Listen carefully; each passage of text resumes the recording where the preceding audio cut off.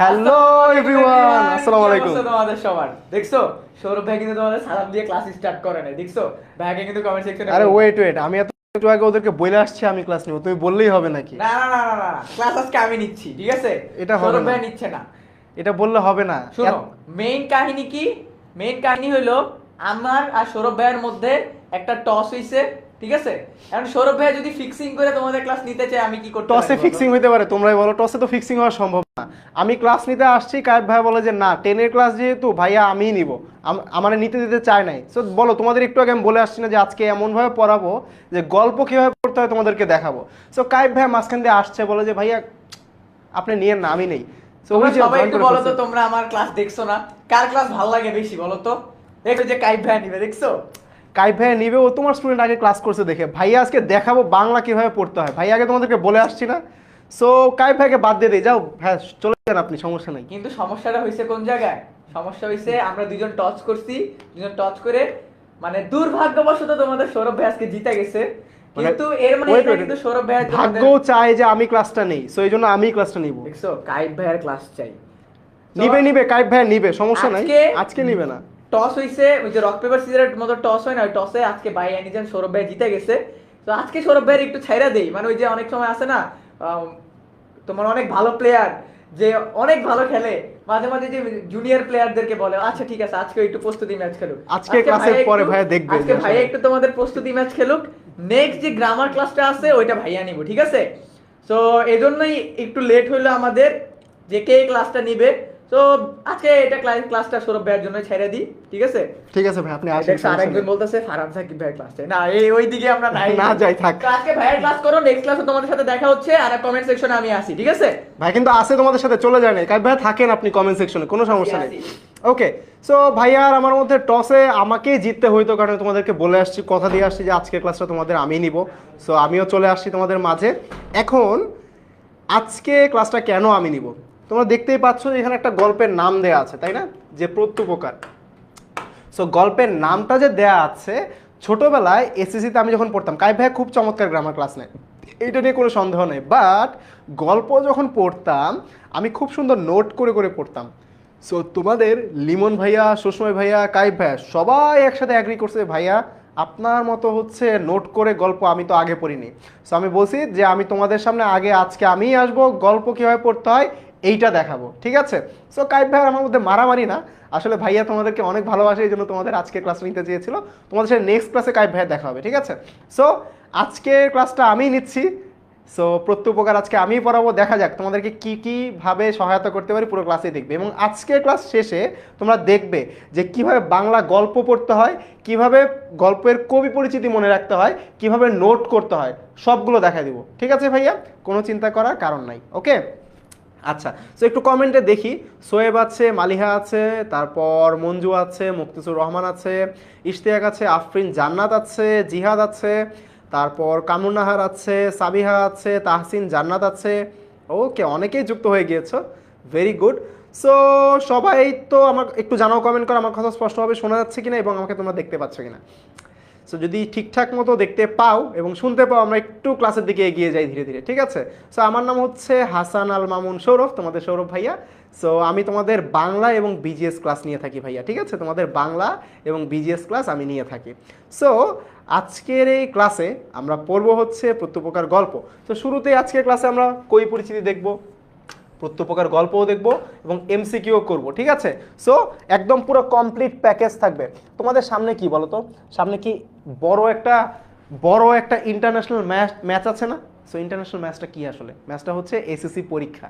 So SSC পরীক্ষাতে যেন হচ্ছে আমরা ভালো করতে পারি, সেই জন্য এখন থেকেই পড়াটা স্ট্র্যাটেজিক্যালি সাজাতে হবে। কিভাবে সাজাতে হবে এটা আজকে দেখাবো, ঠিক আছে? কিভাবে সাজাতে হবে এটা আজকে দেখাবো। সো মির্জা আছে দেখতে পাচ্ছি, নিশাত আছে, আবিদা বলছে আপনাকে চিনি, ঠিক আছে। মিজানুর রহমান বলছে অল ক্লিয়ার, ধন্যবাদ। তারপর মিশফার আছে, নাদিয়া আছে পটুয়াখালী থেকে দেখতে পাচ্ছি, তারপর আব্দুল্লাহ আছে। সো সবাই আছো মোটামুটি। আমরা হচ্ছে ক্লাসের দিকে এগিয়ে যাই, ঠিক আছে? আর দেরি করবো না, কারণ ইতোমধ্যে কাইফ ভাইয়া আর আমি মারামারি করে হচ্ছে 3 মিনিট সময় নষ্ট করে দিয়েছি। সো আর মারামারি কেউই করবো না, সরাসরি এখন আমরা ক্লাসে চলে যাব। ক্লাসে গিয়ে হচ্ছে আমরা দেখব কিভাবে অ্যাকচুয়ালি গল্প পড়তে হয়, ঠিক আছে? কারণ গল্প যদি তুমি ঠিকঠাক মতো পড়তে না জানো, গল্প যদি তুমি ঠিকঠাক মতো পড়তে না জানো, তাহলে কি হবে জানো ভাইয়া? তাহলে এতগুলো যে গল্প আছে না, অনুধাবন আসবে, এমসিকিউ আসবে, এগুলো কিন্তু এসএসসিতে যে এমসিকিউ আসবে, তারপর হচ্ছে তোমাদের সৃজনশীলে উত্তর করতে হয়, এগুলো কিন্তু ঠিকঠাক মতো করতে পারবে না। ঠিক আছে? আচ্ছা, বলছো যে একজন ওয়াইজ, কেমন আছেন ভাই? আলহামদুলিল্লাহ অনেক অনেক অনেক অনেক ভালো আছি। এটা নিয়ে হচ্ছে আমি বলি যে হচ্ছে যখন তোমাদের সামনে চলে আসি তখন আমার খুব ভালো লাগে, কারণ এমনিতে আমি যতটাই খারাপ থাকি, যদিও একটু ঠান্ডা লেগেছে, একটু খারাপ, বাট আলহামদুলিল্লাহ অনেক ভালো হয়ে গিয়েছে যখন তোমাদের সামনে ক্লাস নিতে আসছি। ঠিক আছে? সো আমরা সরাসরি ক্লাসে চলে যাই, আজকে আর দেরি করবো না। ঠিক আছে? সো ফেসবুক কমিউনিটিতে তোমরা আছোই, যেখানে তোমরা হচ্ছে ক্লাস করছো এবং হোমওয়ার্ক আমি হচ্ছে দিয়ে দিব, এটা নিয়ে হচ্ছে টেনশন করার কোনো দরকার নাই। সো এখন আমরা হচ্ছে একটু দেখি ঈশ্বরচন্দ্র বিদ্যাসাগর বা হচ্ছে কবি পরিচিতি। এখন ভাইয়া আজকে যেহেতু প্রথম ক্লাস, প্রথম ক্লাসে তো পরিচিতি হতে হয়, কিভাবে পড়বো সেগুলো টিচাররা বলে দেয় সারা বছর, তাই না? সো আজকে একটু সহজে আগে আমরা জানবো যে আমাকে কি কি পড়তে হবে, কিভাবে পড়তে হবে। আমার যে বইটা আছে, বইটা কবি পরিচিতি,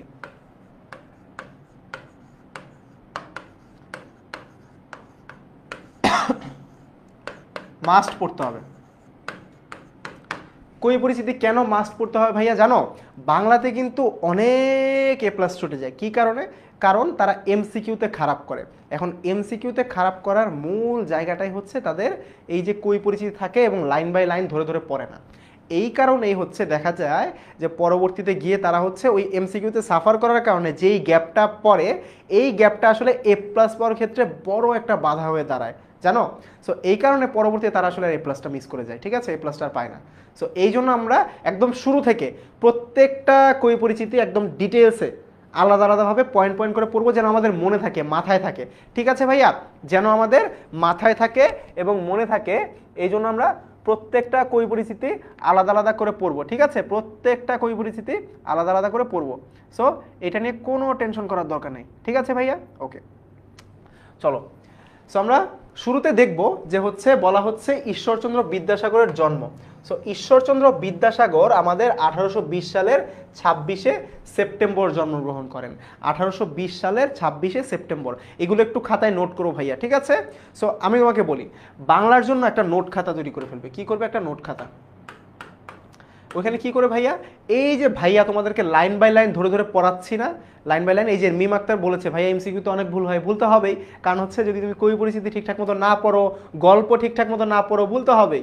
সো এই জন্য যে কাজটা করতে হবে, একজন মেসিকে নিয়ে আসছে, আমরা খেলার মাঠে নাই ভাইয়া, পড়ার মাঠে আছি। ঠিক আছে? মেসি CR7, তারপর পরে গল্প করব পরে ক্লাসের শেষের দিকে। ওকে, আপাতত একটু ক্লাসটা ঠিকঠাক মতো করি, চলো।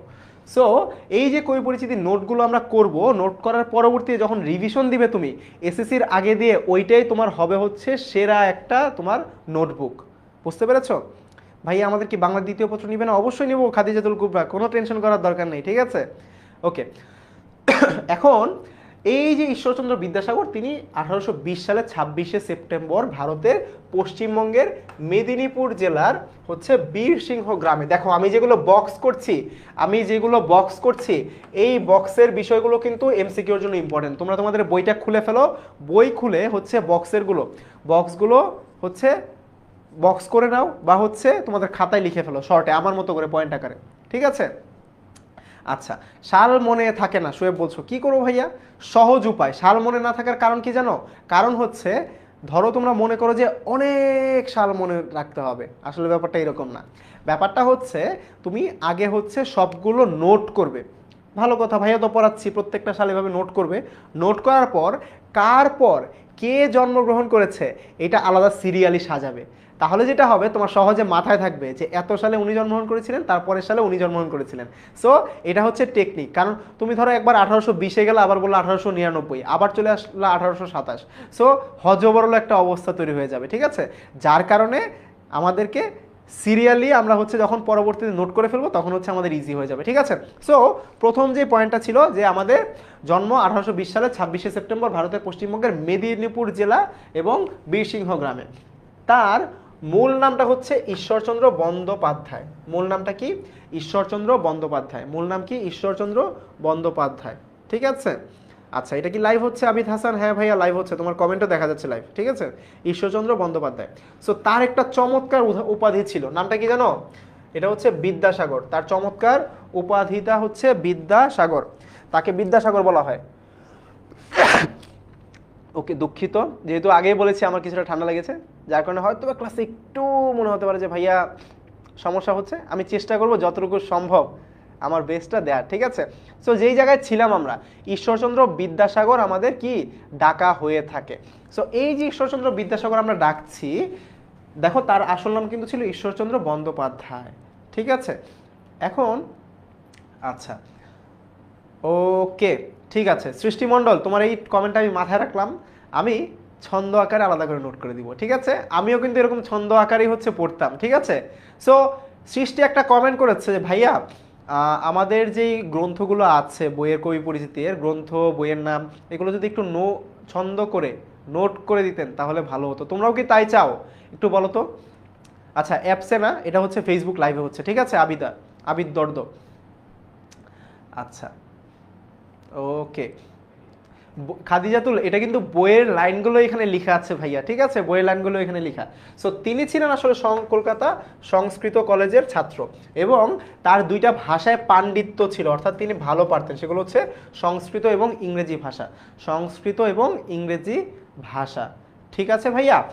এরপর তার কিছু খ্যাতি ছিল, ঠিক আছে, তার কিছু খ্যাতি ছিল, অর্থাৎ এই যে আমাদের বিদ্যাসাগর ডাকা হচ্ছে, বিদ্যাসাগর ছাড়াও তাকে অন্যান্য কিছু নামে ডাকা হতো, ঠিক আছে, অন্যান্য কিছু নামে ডাকা হতো।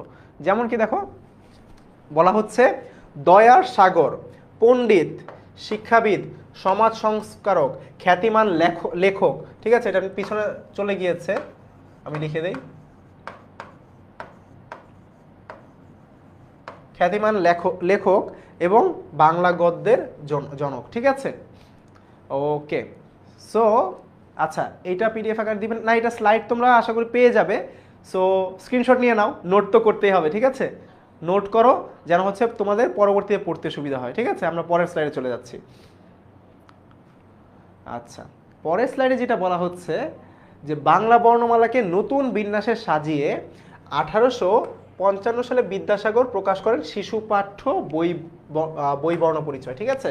কত সালে প্রকাশ করেন? 1855 সালে। এটা কিন্তু ইম্পর্টেন্ট, ঠিক আছে, এটা ইম্পর্টেন্ট।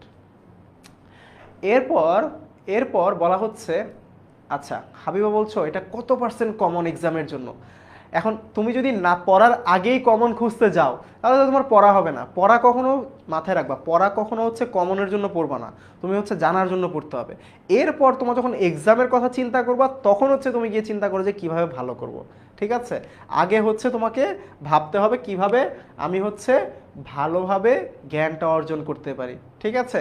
ওকে, সো প্রধান কিছু গ্রন্থের নাম দেওয়া আছে: বেতাল, পঞ্চবিংশতি, ব্যাকরণ কৌমুদী, শকুন্তলা, বিধবা বিবাহ, প্রচলিত হওয়া উচিত কিনা, এতদি বিষয়ক প্রস্তাব, সীতার বনবাস, ভ্রান্তিবিলাস প্রভৃতি। সো এইগুলোর চাইতে আমাদের জন্ম এবং হচ্ছে আমাদের মৃত্যু সালটা কিন্তু সবচাইতে গুরুত্বপূর্ণ ভাইয়া, ঠিক আছে। এগুলোর চাইতে আমাদের জন্ম এবং মৃত্যু সাল এবং তিনি কোন কোন বিষয়ে পাণ্ডিত্য অর্জন করেছিলেন এইগুলো সবচাইতে বেশি ইম্পর্টেন্ট। হ্যাঁ, ছবিতে আসলে ঈশ্বরচন্দ্র বিদ্যাসাগরের ছবি দেওয়া আছে। ভাইয়া বই থেকে পড়ালে ভালো হতো, বইয়ের থেকেই তো পড়াচ্ছি, এগুলো শর্টে নোট করে দিচ্ছি যেন তোমার এত বড় টেক্সট পড়তে না হয়, বুঝতে পেরেছো? শর্টে নোট করে দিয়েছি, ঠিক আছে। আচ্ছা, পাণ্ডিত্য বুঝো নাই মিম? পাণ্ডিত্য হচ্ছে তিনি আসলে এই দুইটা ভাষা ভালো মতো পারতেন, ঠিক আছে, সংস্কৃত এবং ইংরেজি ভাষা, ঠিক আছে ভাইয়া। ওকে, সো তার মৃত্যু হয়েছিল 1899 সালের 29শে জুলাই, ঠিক আছে। এইটা খাতায় লিখে ফেলো, ঠিক আছে, নোট করতে হবে ভাইয়া। যত ভালো নোট করতে পারবে, যত ভালো নোট করতে পারবে তত বেশি কিন্তু তোমরা অ্যাডভান্টেজ পেয়ে যাবে পরীক্ষার ক্ষেত্রে, ঠিক আছে। আলামিন আলহামদুলিল্লাহ ভালো আছি, তোমরা হচ্ছে খাতায় লিখে ফেলো চটজলদি, ঠিক আছে।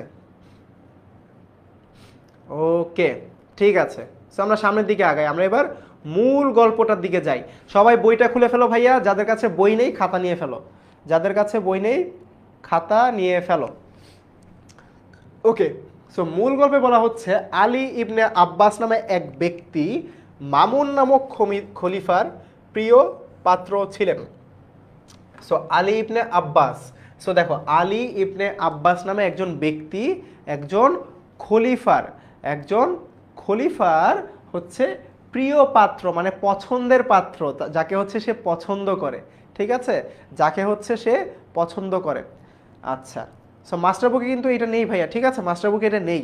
সো এটা কিন্তু আলাদা আমরা তোমাদের জন্য নিয়ে এসেছি, ঠিক আছে। সো এগুলো কিন্তু একটু ভালো মতো মনোযোগ দিয়ে পড়তে হবে। ভাইয়া কিন্তু দেখিয়ে দিব কোন কোনগুলা। আমি আবারও বলছি, আমি কিন্তু তোমাদের বড় ভাইয়াদের যে আমাদের শেষ মুহূর্তের প্রস্তুতি করছে, এখানেও কিন্তু এগুলো সব ডিটেলসে এমসিকিউ কোনটা আসবে, কোনটা অনুধাবন আকারে আসবে, সব কিন্তু বলে দেই ভাইয়া। সো তুমি যদি নোট করতে পারো তাহলে কিন্তু তোমার অলরেডি হাফ কাজ ডান। বুঝতে পেরেছো? আচ্ছা, তো বলা হচ্ছে মামুন নামক খলিফার প্রিয় পাত্র ছিলেন। তিনি বলিয়া গিয়াছেন, আমি একদিন অপরাহ্নে অর্থাৎ দিনের শেষ ভাগে, অর্থাৎ দিনের শেষ ভাগে খলিফার নিকটে বসিয়া আছি এমন সময়, অর্থাৎ দিনের শেষ ভাগে তিনি খলিফার কাছে বসে আছেন এমন একটা সময়ে এসে হস্ত পদ বন্ধ। বলো তো এই শব্দটার মানে কি, একটু কমেন্ট করে জানাও দেখি। এই যে হস্ত পদ বন্ধ, এখানে কিন্তু একটা ছোট্ট একটা দেখো বদ্ধ হবে, ঠিক আছে, হস্তপদ বদ্ধ। বলো তো হস্ত মানে কি? হাত, পদ মানে পা, বন্ধ মানে বাধা। তার মানে হাত পা বাধা অবস্থায় একজন ব্যক্তি তাহার সম্মুখে নীত হইলেন, ঠিক আছে, অর্থাৎ তার সামনে নিয়ে আসা হলো, উপস্থিত করা হলো। ঠিক আছে ভাইয়া মিলা, খুবই চমৎকার। Israt, very good. আচ্ছা, ভেরি গুড। সৃষ্টিও ভেরি গুড। সো সে বসে আছে এমন একটা টাইমে হচ্ছে হাত পা বাঁধা অবস্থায় একজন ব্যক্তিকে খলিফার সামনে নিয়ে আসা হলো। ভালো কথা। এখন তিনি কি করলেন? খলিফা আমার প্রতি এই আজ্ঞা করলেন, অর্থাৎ আমাকে বললেন যে তুমি এ ব্যক্তিকে আপন আলোয়, অর্থাৎ আলোয় মানে বলতে নিজের বাসায়, আপন আলো বলতে বোঝানো হচ্ছে নিজের বাসায় বা নিজের বাসস্থানে লইয়া গিয়া রুদ্ধ করিয়া রাখিবে, অর্থাৎ তাকে বন্ধ করে রাখবে, অর্থাৎ তাকে বন্ধ করে রাখবে। অর্থাৎ চিন্তা করো, কল্পনা করো, জাস্ট তোমার মাথায় কল্পনা করলেই সব কিন্তু চলে আসবে যে তুমি বসে আছো খলিফার পাশে, তুমি একজন খুবই প্রিয় ব্যক্তি। কোন খলিফার? মামুন নামক খলিফার। ঠিক আছে, এমসিকিউর জন্য আমি যেগুলোই বক্স করবো ভাইয়া, যেগুলোই বক্স করবো, এই যে এটা এমসিকিউর জন্য ইম্পর্টেন্ট, ঠিক আছে, ওকে। মামুন নামক খলিফা, এটা এমসিকিউর জন্য ইম্পর্টেন্ট। সো বলা হচ্ছে তখন কি করা হলো? হাত পা বাঁধা অবস্থায় একজন ব্যক্তিকে খলিফার সামনে নিয়ে আসা হলো এবং খলিফা তাকে বললেন, তাকে আদেশ করলেন কি? তাকে বললেন যে এই ব্যক্তিকে তুমি নিজের বাসায় নিয়ে বন্ধ করে রাখো। ঠিক আছে, ভালো কথা। সো বলেন এবং কল্ল বলতে বোঝানো হয়েছে আমাদের আগামীকাল। ঠিক আছে, কল্ল আমার নিকট উপস্থিত করিবে। কল্ল। আচ্ছা শাহিনা, স্লাইড দিব ভাইয়া, আর কমেন্ট করো না এটা, ঠিক আছে, আর কান্না করার দরকার নাই। আচ্ছা, কোনগুলা নোট করবা ভাইয়া? এই যে আমি দাগাচ্ছি যেভাবে, তোমরাও দাগিয়ে ফেলবে আমার সাথে সাথে দাগিয়ে ফেলবে। ঠিক আছে ভাইয়া, আমির হামজা, ভেরি গুড। 9-এ পড়েছো, এখন নোট করে ফেলো, তাহলে তোমার 2বার পড়া হয়ে গেল, নোটও হয়ে গেল। ঠিক আছে, রুদ্ধ মানে বন্ধ, রুদ্ধ মানে বন্ধ, আমি কিন্তু বোঝাচ্ছি। দেখো, কল্ল আমার নিকট উপস্থিত করবে, অর্থাৎ আগামীকাল আমার সামনে উপস্থিত করবে। ঠিক আছে, আগামীকাল আমার সামনে উপস্থিত করবে। খুব ভালো কথা। এখন কি বলছে ভাইয়া? এখন বলা হচ্ছে তদীয় ভাব দর্শনে, তার মানে তার, এই যে তদীয় বলতে বোঝানো হচ্ছে তার ভাব দর্শনে, অর্থাৎ তার যে হাব ভাব, বলি না আমরা হাব ভাব, তার ভাবসাব অন্যরকম। সো বলা হচ্ছে তার ভাব দেখে স্পষ্ট প্রতীত হইল তিনি ওই ব্যক্তির উপর অত্যন্ত ক্ষুব্ধ হইয়াছেন, অর্থাৎ এই যে তার ভাব দেখে এটা বোঝা গেল, ঠিক আছে, তার ভাব দেখে বোঝা গেল তিনি ওই ব্যক্তির উপর অত্যন্ত ক্ষুব্ধ হয়েছেন, অর্থাৎ অনেক রাগ করেছেন। ঠিক আছে, রাগ করেছেন বা রাগান্বিত হওয়া, ক্ষুব্ধ মানে রাগান্বিত হওয়া। ঠিক আছে, সো ওই ব্যক্তির উপর অনেক রেগে আছেন। ঠিক আছে ভাইয়া, খুব ভালো কথা, রেগে আছেন ওই ব্যক্তির উপর। সো আমি তাহাকে আপন আলোয় আনিয়া, অর্থাৎ নিজের বাসায় এনে, আমি তাকে নিজের বাসায় এনে অতি সাবধানে, অর্থাৎ অনেক সাবধানের সাথে, কেন? কারণ তিনি তো পালিয়েও যেতে পারেন। সো তাকে অতি সাবধানে রুদ্ধ করিয়া রাখিলাম। কি করলাম? রুদ্ধ করিয়া রাখিলাম। ঠিক আছে, অর্থাৎ বন্ধ করে রাখলাম। কারণ তিনি যদি পলাইয়া যান, অর্থাৎ তিনি যদি পালিয়ে যান, তাহলে কি হবে জানো? আমাকে খলিফার কোপে পতিত হইতে হবে, অর্থাৎ খলিফা তাকে হচ্ছে কি কোপ দিয়ে হচ্ছে মেরে ফেলবেন। ঠিক আছে, সো বোঝানো হচ্ছে যে এই যে ব্যক্তি, এই ব্যক্তিকে হচ্ছে তার বাসায় বন্ধ করে রাখার জন্য, অর্থাৎ আমানত হিসেবে রাখা হয়েছে। এখন আগের কালে দেখবা যে হচ্ছে আমানতের খেয়ানত করলে তার শাস্তি কিন্তু ভয়ঙ্কর ছিল। সো এই ভয়ঙ্কর, এই যে ভয়ঙ্কর শাস্তি ছিল, আমি সাইডে চলে যাচ্ছি, কারো যদি দাগানো স্ক্রিনশট নেওয়ার দরকার হয় নিয়ে নিতে পারো। ঠিক আছে, কারো যদি স্ক্রিনশট নেওয়ার দরকার হয় নিয়ে নিতে পারো। সো এই যে দাগানো হলো, দুঃখিত, এই যে তাকে বন্ধ করে রাখা হলো, তিনি যদি পালিয়ে যান কোনো কারণে, তিনি যদি কোনো কারণে পালিয়ে যান, সেই ক্ষেত্রে দেখা আচ্ছা মিমাক্তা একটা প্রশ্ন করেছো, প্রতীত মানে কি? প্রতীত মানে হলো বুঝতে পারা, ঠিক আছে, বা দৃশ্যমান হওয়া। প্রতীত মানে দৃশ্যমান হওয়া, ঠিক আছে, দেখা যাচ্ছে, বুঝতে পারা যাচ্ছে। সো তিনি যদি পালিয়ে যান, তখন খলিফা তাকে ধরবে, তাকে হচ্ছে মেরে ফেলবে। বুঝতে পেরেছো ভাইয়া? এতটুকু ক্লিয়ার? একটু কমেন্ট করে জানাও এতটুকু কি ক্লিয়ার কিনা। আমরা কিন্তু দেখো বইয়ের গল্প কিভাবে পড়তে হয় কিন্তু আমরা ইতোমধ্যে দেখাচ্ছি, বুঝতেই পারছো? এই যে গল্পটা কিভাবে পড়তে হয় তোমরা তো এখন বুঝতে পারছো নাকি? বলো তো কমেন্ট করে, বুঝতে পারছো গল্প কিভাবে পড়তে হয়? জানাও একটু কমেন্ট করে দেখি, কমেন্ট করে জানাও যে বুঝতে পারছো কিনা, কমেন্ট করে জানাও যে বুঝতে পারছো কিনা। Very good, very good. আচ্ছা, কোপ মানে কি? এই যে ধরো হচ্ছে আমরা ছুরি বা বলি রামদা দিয়ে কোপ দেয় না, ওইরকম কোপের কথা বলছে, যে তার গর্দান চলে যেতে পারে এক কোপে। ঠিক আছে, ভেরি গুড। তো চলো আমরা পরের স্লাইডে যাই। কিয়ৎক্ষণ পরে, অর্থাৎ কিছুক্ষণ পরে আমি তাহাকে জিজ্ঞাসিলাম, অর্থাৎ আমি তাকে জিজ্ঞেস করলাম, আপনার নিবাস কোথায়? অর্থাৎ আপনি আসলে কোথায় থাকেন, বা আপনার বাসস্থান কোথায়, বাড়ি কোথায়। নিবাস মানে বাসস্থান, বাড়ি, বা আপনি কোথায় থাকেন। তিনি বলিলেন, ডেমাস্কাস আমার জন্মস্থান। দাগ দাও, এমসিকিউ এর জন্য ইম্পর্টেন্ট। ডেমাস্কাস আমার জন্মস্থান। আচ্ছা, আয়শা বলছে বাংলা কি মাস্টার বুকে আছে? না, বাংলা মাস্টার বুকে নেই। ঠিক আছে, দেখো, ডেমাস্কাস আমার জন্মস্থান। এখন বলা হচ্ছে ওই নগরের যে অংশে বৃহৎ মসজিদ আছে, অর্থাৎ এই যে ডেমাস্কাস, এই ডেমাস্কাস যে নগরটা রয়েছে, এখানে একটা বড় মসজিদ বা বৃহৎ মসজিদ, সেই বৃহৎ মসজিদ তথায় আমার বাসস্থান, অর্থাৎ সেই জায়গাতে আমার বাসস্থান। তাহলে তোমাদেরকে যদি এখন প্রশ্ন করে, যে হচ্ছে খলিফার নিকট যেই ব্যক্তিকে হাজির করা হয়েছিল হস্তপদবদ্ধ অবস্থায়, তার বাসস্থান কোথায়? তাহলে কি সবাই উত্তর করতে পারবো? জানো তো, সাজনদা কিন্তু তোমাদেরকে জিজ্ঞেস করছে, তোমাদের সাজন স্যার, যে হাউ ইজ দ্য জোশ? কমেন্টে জানাও, হাউ ইজ দ্য জোশ? ভেরি গুড, ডেমাস্কাস, মারা উত্তর দিয়েছো, ভেরি ভেরি গুড। সো তখন আমি বলিলাম, কি বললাম? আমি বলিলাম ডেমাস্কাস নগরের বিশেষত যে অংশে আপনার বাস তাহার উপর, অর্থাৎ সেই নগর নিয়ে কথা বলছে যেই জায়গায় আসলে এই ভদ্রলোক বাস করতেন। ঠিক আছে, যেই জায়গায় এই ভদ্রলোক বাস করতেন, সো সেই জায়গায় জগদীশ্বরের শুভ দৃষ্টি থাকুক, অর্থাৎ ভালো একটা দোয়া করছে। ঠিক আছে, জগদীশ্বর, জগদীশ্বর, ঠিক আছে, জগদীশ্বর, অর্থাৎ পৃথিবীর সৃষ্টিকর্তা যিনি, জগদীশ্বরের শুভ দৃষ্টি থাকুক। অর্থাৎ বলা হচ্ছে যে ওই যে অঞ্চলটা আছে, ওই অঞ্চলে ধরো আমরা বলি না যে আপনার উপর আল্লাহর রহমত বর্ষিত হোক, ওই অঞ্চলে তার রহমত বর্ষিত হোক, বা ওই অঞ্চলটা ভালো থাকুক, ওই অঞ্চলে মানুষ সুখে থাকুক, ভালো থাকুক। ঠিক আছে, ওকে। শ্রাবণী লেট হয়ে গিয়েছে, কোনো সমস্যা নাই, কোনো সমস্যা নাই। ঠিক আছে শ্রাবণী, লেট হয়ে গিয়েছে, কোনো সমস্যা নাই। যে অংশটুকু মিস করেছো ওটা পরে আবার দেখে ফেলবে। ঠিক আছে, পরে আবার দেখে ফেলবে। ওকে, চলো আমরা সামনের দিকে আগাই। সো বলা হচ্ছে ওই অংশের অধিবাসী, অর্থাৎ ওই অংশের একজন ব্যক্তি, ঠিক আছে, ওই অংশের একজন ব্যক্তি এক সময় আমার প্রাণদান দিয়াছিলেন, অর্থাৎ তাকে প্রাণে রক্ষা করেছিলেন, প্রাণদান দিয়াছিলেন। ঠিক আছে, প্রাণদান দিয়াছিলেন, অর্থাৎ তার প্রাণ রক্ষা করেছিলেন। বুঝতে পারছি, তার প্রাণ রক্ষা করেছিলেন। ঠিক আছে ভাইয়া, তার প্রাণ রক্ষা করেছিলেন।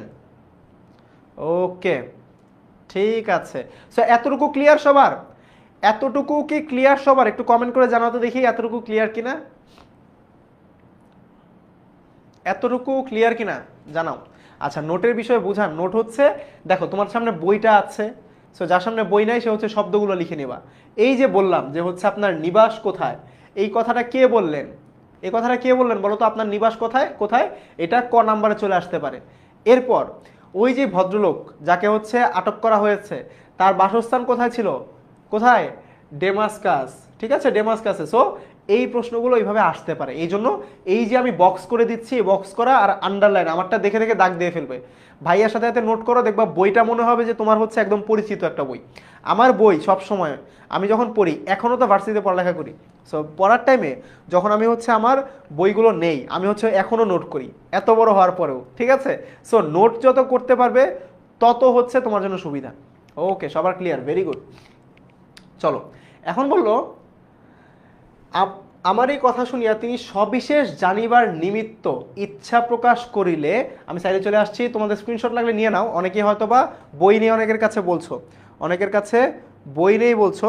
সো যারা বই নেই বলছো তাদের উদ্দেশ্যে বলছি স্ক্রিনশট নিয়ে নাও, কোনো সমস্যা নাই। ঠিক আছে, সো বলা হচ্ছে এই জায়গায়, বলা হচ্ছে এই জায়গায় যে আমার এই কথা শুনিয়া, অর্থাৎ তারই কথা শুনে তিনি সবিশেষ জানিবার নিমিত্তে, অর্থাৎ তিনি জানার উদ্দেশ্যে, ঠিক আছে, তিনি জানার উদ্দেশ্যে ইচ্ছা প্রকাশ করিলে, অর্থাৎ তিনি কিছু একটা জানতে চেয়েছেন, ইচ্ছা প্রকাশ করছেন যে আমি এই জিনিসটা জানতে চাই।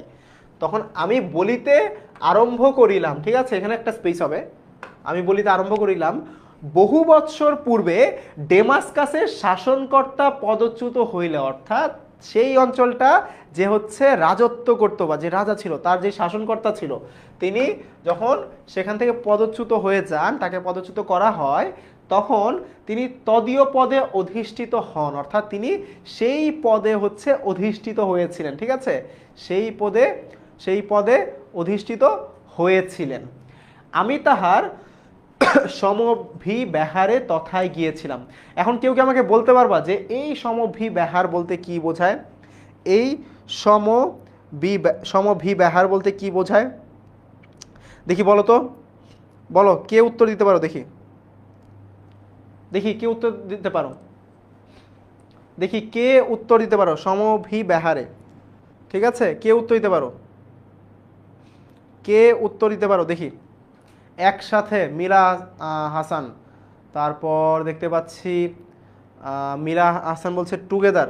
ওকে, very good, very good. So একসাথে সেখানে গিয়েছিলাম। ঠিক আছে, সো পদচ্যুত শাসনকর্তা বহু সংখ্যক সৈন্য লইয়া আমাদিগকে আক্রমণ করলেন, অর্থাৎ ওই যে শাসনকর্তাকে হচ্ছে তার পদ থেকে সরিয়ে দেওয়া হয়েছিল, তিনি তখন কি করলেন? অনেক বিশাল সংখ্যক সৈন্য নিয়ে কি করলেন? আমাদিগকে, অর্থাৎ আমাদেরকে আক্রমণ করলেন, আমাদেরকে আক্রমণ করলেন। ঠিক আছে, ভেরি গুড। সঙ্গে তারপর একসাথে, ভেরি গুড, খুবই ভালো লাগছে, ভেরি গুড, তোমরা সবাই জানো, ভেরি ভেরি ভেরি গুড।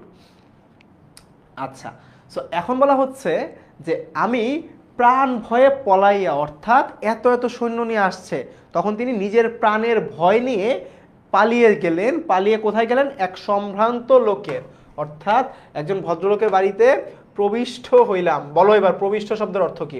এগুলো কিন্তু তোমাদের পরীক্ষাতেও আসতে পারে। ঠিক আছে, অর্থগুলো, শব্দার্থ আমরা পড়বো, তার আগে বলো প্রবিষ্ট শব্দের অর্থ কি? প্রবিষ্ট শব্দের অর্থ কি? প্রবিষ্ট শব্দের অর্থ কি? প্রবিষ্ট অর্থ কি বলো দেখি।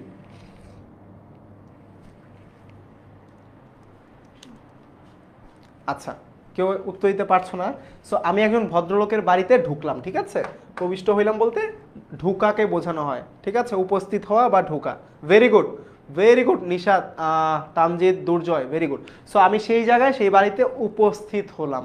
সো এখন বললাম গৃহস্বামীর নিকট গিয়া, অর্থাৎ যে সেই বাড়ির ওনার, ঠিক আছে, বা সেই বাড়ির মালিক যিনি, ঠিক আছে, তার কাছে গিয়ে আমি বললাম, অতি কাতর বচনে প্রার্থনা করলাম। দাগ দাও, অতি কাতর বচনে প্রার্থনা করলাম। কেন অতি কাতর বচনে প্রার্থনা করলেন? কেন? অনুধাবনটি কিন্তু আসতে পারে, কারণ প্রাণ ভয়ে তিনি আশ্রয় চাচ্ছিলেন সেই জন্য, ঠিক আছে, প্রাণ ভয়ে আশ্রয় চাচ্ছিলেন সেই জন্য, ঠিক আছে। সো সেই বাড়ির মালিকের কাছে গিয়ে তিনি হচ্ছে কি করলেন, অতি কাতর বচনে, অর্থাৎ খুব হচ্ছে দেখা যায় যখন আমরা হচ্ছে দেখবা যে হচ্ছে কারো মৃত্যুদণ্ড হচ্ছে বা হচ্ছে কেউ হচ্ছে ভুল করে ফেলেছে, ক্ষমা চাচ্ছে, তখন সে কিন্তু মাথাটা একটু নিচু করে রাখে, সে হচ্ছে একটু মায়াবী কণ্ঠে কথা বলে, ঠিক আছে। সো অতি কাতর বচনে, খুব নম্রভাবে, খুব হচ্ছে বলতে পারো যে হচ্ছে খুব মায়াবীভাবে বলছে যে প্রার্থনা করলাম আমি কৃপা করিয়া, সরি, আপনি কৃপা করিয়া অর্থাৎ দয়া করে, কৃপা করিয়া বলতে কি, দয়া করে, দয়া করে আমার প্রাণ রক্ষা করুন, আমার প্রাণ রক্ষা করুন, ঠিক আছে, আমার প্রাণ রক্ষা করুন। আচ্ছা, রোদেলা একটা প্রশ্ন করেছো, গৃহস্বামী মানে কি? আর মাহিম, তোমাকে আমি ক্লাসটা শেষ হলেই ব্যান করে দিব, ঠিক আছে, কোনো সমস্যা নেই, আমি দেখতে পাচ্ছি সবারই কমেন্ট, সো কোনো সমস্যা নেই, যে দুষ্টামি করছো তাকে বের করে দিব, কোনো সমস্যা নেই। আচ্ছা, সো বলা হচ্ছে গৃহস্বামী একজন, রোদেলা বলছো গৃহস্বামী মানে হচ্ছে বাড়ির কর্তা যিনি, ঠিক আছে, বাড়ির কর্তা যিনি, যিনি বাড়ির কর্তা। সো বাড়ির কর্তার কাছে গিয়ে আমি নিজের প্রাণের হচ্ছে কি ভিক্ষা চাইছি বা হচ্ছে প্রাণ রক্ষার জন্য বলছি, আপনি দয়া করে আমার প্রাণ রক্ষা করুন, ঠিক আছে, আপনি দয়া করে আমার প্রাণ রক্ষা করুন। স্যার আসমল হোসেন বলছো ক্লাসের ভিডিওটা আবার দেখতে পারবো না লাইভ ক্লাসের? হ্যাঁ পারবা, ক্লাস শেষ হয়ে গেলে রেকর্ডের অবস্থায় থাকবে, ঠিক আছে, ওকে। সো আমার প্রার্থনা বাক্য শুনিয়া গৃহস্বামী, আমার প্রার্থনা বাক্য শুনিয়া গৃহস্বামী অর্থাৎ ওই যে বাড়ির কর্তা যিনি, যিনি বাড়ির প্রধান ছিলেন, তিনি অভয় প্রদান করিলেন, অর্থাৎ তাকে নিশ্চিন্ত করলেন, ঠিক আছে, তাকে নিশ্চিন্ত করলেন, অর্থাৎ তাকে নিশ্চিন্ত করলেন, তার প্রাণের আর কোনো কি, আর কোনো শঙ্কা নেই, ঠিক আছে। বললেন আমি তদীয় আবাসে, অর্থাৎ আমি সেই বাসায় 1 মাস কাল, অর্থাৎ 1 মাস সময় ধরে নির্ভয়ে ও নিরাপদে অবস্থিতি করিলাম, অর্থাৎ সেই জায়গায় বসবাস করলেন বা হচ্ছে অবস্থান করলেন, ঠিক আছে, ওকে। সো একজন কমেন্ট করেছো এটা আপনার প্রবলেম নাকি আমার, সবাই যেহেতু শুনতে পাচ্ছে তার মানে তোমারই প্রবলেম হচ্ছে, তাই না? শারমিন একটা প্রশ্ন করেছে অপরাহ্ন মানে কি, তোমরা বলে দাও তো, আমি যখন ক্লাসের শুরুতে বলেছিলাম না, বলো, তোমরা ওকে উত্তর দিয়ে দাও। তোমাদের বন্ধুরা যারা যারা কোনো প্রশ্ন করবে যেটা উত্তর আমি তোমাদের দিয়ে ফেলেছি, তোমাদের কাজ হচ্ছে বন্ধুদের তোমরা নিজেরাই উত্তর দিয়ে দিবা, যেন তারা আরো মনোযোগ হয় যে আমার বন্ধু উত্তর পারছে কিন্তু আমি উত্তর পারছি না। আচ্ছা, অভয় মানে হচ্ছে তাকে নিশ্চিন্ত করছে, ঠিক আছে, তাকে নিশ্চিন্ত করছে যে তার আর কোনো প্রাণ ভয় নেই, তার আর কোনো প্রাণ ভয় নেই, ঠিক আছে ভাইয়া, তাকে নিশ্চিন্ত করলো যে তার আর কোনো প্রাণ ভয় নেই, ওকে, তার আর কোনো প্রাণ ভয় নেই। আচ্ছা, এরপর এতটুকু আমরা বুঝতে পেরেছি, এতটুকু আমরা বুঝতে পেরেছি, একটু কমেন্ট করে জানাও তো, এই অংশটুকু কি আমরা বুঝতে পেরেছি? সবাই একটু কমেন্ট করে জানাও, এই অংশটুকু কি ক্লিয়ার? ভেরি গুড শামিমা, তারপর হচ্ছে নুসরাত, জামিউল, সবাই ভালোই লাগছে, তোমরা তোমাদের বন্ধুদের উত্তর তোমরাই দিয়ে দিচ্ছ। সো যেই প্রশ্নটা করেছো সে কিন্তু ক্লাসে মনোযোগী ছিল না, সো ক্লাসে মনোযোগ দিতে হবে আরো। চলো, সো এতটুকু কি বুঝতে পেরেছি? ভেরি গুড, তামজিদ বলেছে ক্লিয়ার। সো চলো সামনের দিকে আগাই। এখন বললেন তিনি একদিন আশ্রয়দাতা, অর্থাৎ যিনি তাকে আশ্রয় দিয়েছিলেন, তিনি আমায় বলিলেন এ সময় অনেক লোক বাগদাদ যাইতেছেন, অর্থাৎ ওই সময় যেই সময় তিনি কথাটা বলছেন সেই সময় অনেক ব্যক্তি বাগদাদ যাচ্ছে। কোথায় যাচ্ছে? বাগদাদ, বক্স করে ফেলো। স্বদেশে প্রতিগমনের পক্ষে আপনি, আচ্ছা, সো এখন বলছে কি দেখো, স্বদেশে প্রতিগমনের পক্ষে আপনি ইহা অপেক্ষা অধিক সুবিধার সময় পাইবেন না, অর্থাৎ তার নিজের দেশে, দেখো স্বদেশে প্রতিগমন অর্থাৎ তার নিজের দেশে ফিরে যাওয়াকে বোঝাচ্ছে, তার নিজের দেশে ফিরে যাওয়া। সো আচ্ছা, বাগদাদ হচ্ছে একটা শহর, রিফাত, এমনি রিফাত, বাগদাদ হচ্ছে একটা শহরের নাম, ঠিক আছে, একটা জায়গার নাম, একটা জায়গার নাম, ঠিক আছে। সো বাগদাদ যাচ্ছে স্বদেশে প্রতিগমনের পক্ষে, অর্থাৎ তার নিজের দেশে বা নিজের বাসস্থানে ফেরত যাওয়ার জন্য, ঠিক আছে, আপনি ইহা অপেক্ষা অধিক সুবিধার সময় পাইবেন না, মানে বোঝানো হচ্ছে নিজের দেশে বা নিজের যেই জায়গায় থাকে সেই জায়গায় ফেরত যাওয়ার জন্য এর চাইতে ভালো সময় আর হবে না, কারণ এই মানুষগুলো যাচ্ছে, তাদের সাথে আপনি যেতে পারবেন, ঠিক আছে। সো আমি সম্মত হইলাম, অর্থাৎ আমি যেতে চাইলাম, ভালো কথা। এখন বলা হচ্ছে, আচ্ছা, কামরুন নাহার একটা প্রশ্ন করেছো, এসএসসি পরীক্ষার জন্য কিভাবে ভালো মতো রুটিন সাজাবো, এই প্রশ্নটা শেষের দিকে করবে, আমি উত্তর দিব সময় থাকলে, ঠিক আছে? আচ্ছা, সো যেটা বলছিলাম যে আমি সম্মত হইলাম। এখন এখন এখন যেটা দেখতে পাচ্ছি, আমার সঙ্গে কিছুমাত্র অর্থ ছিল না, আমার সঙ্গে কিছুমাত্র অর্থ ছিল না, ঠিক আছে? আচ্ছা, একজন একটা প্রশ্ন করছো যে প্রতিগমন মানে কি, ঠিক আছে? প্রতিগমন মানে কি? প্রতিগমন মানে হচ্ছে প্রত্যাবর্তন, ঠিক আছে? আবার ফেরত আসা। সো যেটা বলছিলাম যে আমার সঙ্গে কিছু মাত্র অর্থ ছিল না, মানে আমার সঙ্গে কোনো টাকা পয়সাই নাই, ঠিক আছে? সো টাকা পয়সা নেই, আমি যাব কিভাবে? এখন দেখো তিনি কি বলছেন, লজ্জাবশত আমি তাহার নিকট সে কথা ব্যক্ত করিতে পারিলাম না, অর্থাৎ লজ্জার কারণে আমি সেই কথাটাও বলতে পারলাম না। কেন পারলাম না? এটা অনুধাবনে আসতে পারে, দেখো। কারণ সেই ব্যক্তি তাকে কিন্তু কোনো চেনেও না। সো না চেনার পরও তাকে হচ্ছে আশ্রয় দিয়েছেন, তাই না? তাকে আশ্রয় দিয়েছেন। সো আশ্রয় যেহেতু দিয়েছেন, এরপরে তাকে আবার নিজের বাসায় বা হচ্ছে নিজের স্বদেশে ফেরত যাওয়ার জন্য ব্যবস্থা করে দিচ্ছেন, ঠিক আছে? সো ফেরত যাওয়ার ব্যবস্থাও যেহেতু করে দিচ্ছেন, এই মুহূর্তে আমি তার কাছে টাকা কিভাবে চাইবো? 1 মাস আমি তার বাসায় থাকলাম, সো এই জিনিসটা লজ্জার না? সো এই জন্য বলছে লজ্জাবশত আমি তাহার নিকট সে কথা ব্যক্ত করিতে পারিলাম না। তিনি আমার আকার প্রকার দর্শনে, অর্থাৎ আমার ভঙ্গিতে, ঠিক আছে? আমার ভাব ভঙ্গিতে, ঠিক আছে? আচ্ছা, বলছো যে হচ্ছে একজন বলছো যে হচ্ছে ব্যক্ত করিতে পারিলাম না, অর্থাৎ আমি সেই কথা মুখ ফুটে বলতে পারলাম না, ঠিক আছে? আচ্ছা, সো তিনি আমার আকার দর্শনে, যেটা বললাম আকার প্রকার দর্শনে, অর্থাৎ আমার যেই ভাবভঙ্গি রয়েছে সেটার মাধ্যমে তিনি তাহা বুঝিতে পারলেন, অর্থাৎ সেটা বুঝতে পারলেন, ঠিক আছে? কিন্তু তৎকালে কিছু না বলিয়া মৌনাবলম্বন করিয়া রহিলেন, অর্থাৎ তিনি সেই সময় কিছু না বলে মৌনাবলম্বন, অর্থাৎ চুপ করে রইলেন, ঠিক আছে? অর্থাৎ চুপ করে রইলেন। এতক্ষণ পরে একজন প্রশ্ন করেছো, খুব সুন্দর, লেটে জয়েন করেছো, সাইফুর রহমান ভাই, আপনার নাম কি? আমার নাম হচ্ছে তোমাদের সৌরভ ভাইয়া, হাসানুল মামুন সৌরভ। তোমাদের বাংলা এবং বিজিএস ক্লাস আমি নিয়ে থাকি, সো তোমাদের সাথে দেখা হবে বাংলা ক্লাসে, ঠিক আছে? আচ্ছা, সো তৎকালে কিছু না বলিয়া মৌন অবলম্বন করিয়া রহিলেন, তার মানে তিনি চুপ করে রইলেন, ঠিক আছে ভাইয়া? ওকে, রোদেলা, মৌন অবলম্বন মানে চুপ করে থাকা, ঠিক আছে? একদম চুপচাপ থাকা। ওকে, সো এই অংশটা কি বুঝতে পেরেছি সবাই? এই অংশটা কি সবাই বুঝতে পেরেছি? আচ্ছা, এই ধরনের প্রশ্ন যে সৃজনশীল কিভাবে নাম্বার বেশি পাবো, রুটিন কিভাবে করবো, এগুলো শেষের দিকে করবো ভাইয়া, ঠিক আছে? শেষের দিকে করবা, যেন হচ্ছে তোমাদের পরে গিয়ে হচ্ছে সময় থাকলে এগুলোর উত্তর দিতে পারি, ঠিক আছে? আচ্ছা, এখন একটু বলো যে এই অংশটুকু তোমরা বুঝতে পেরেছো কিনা,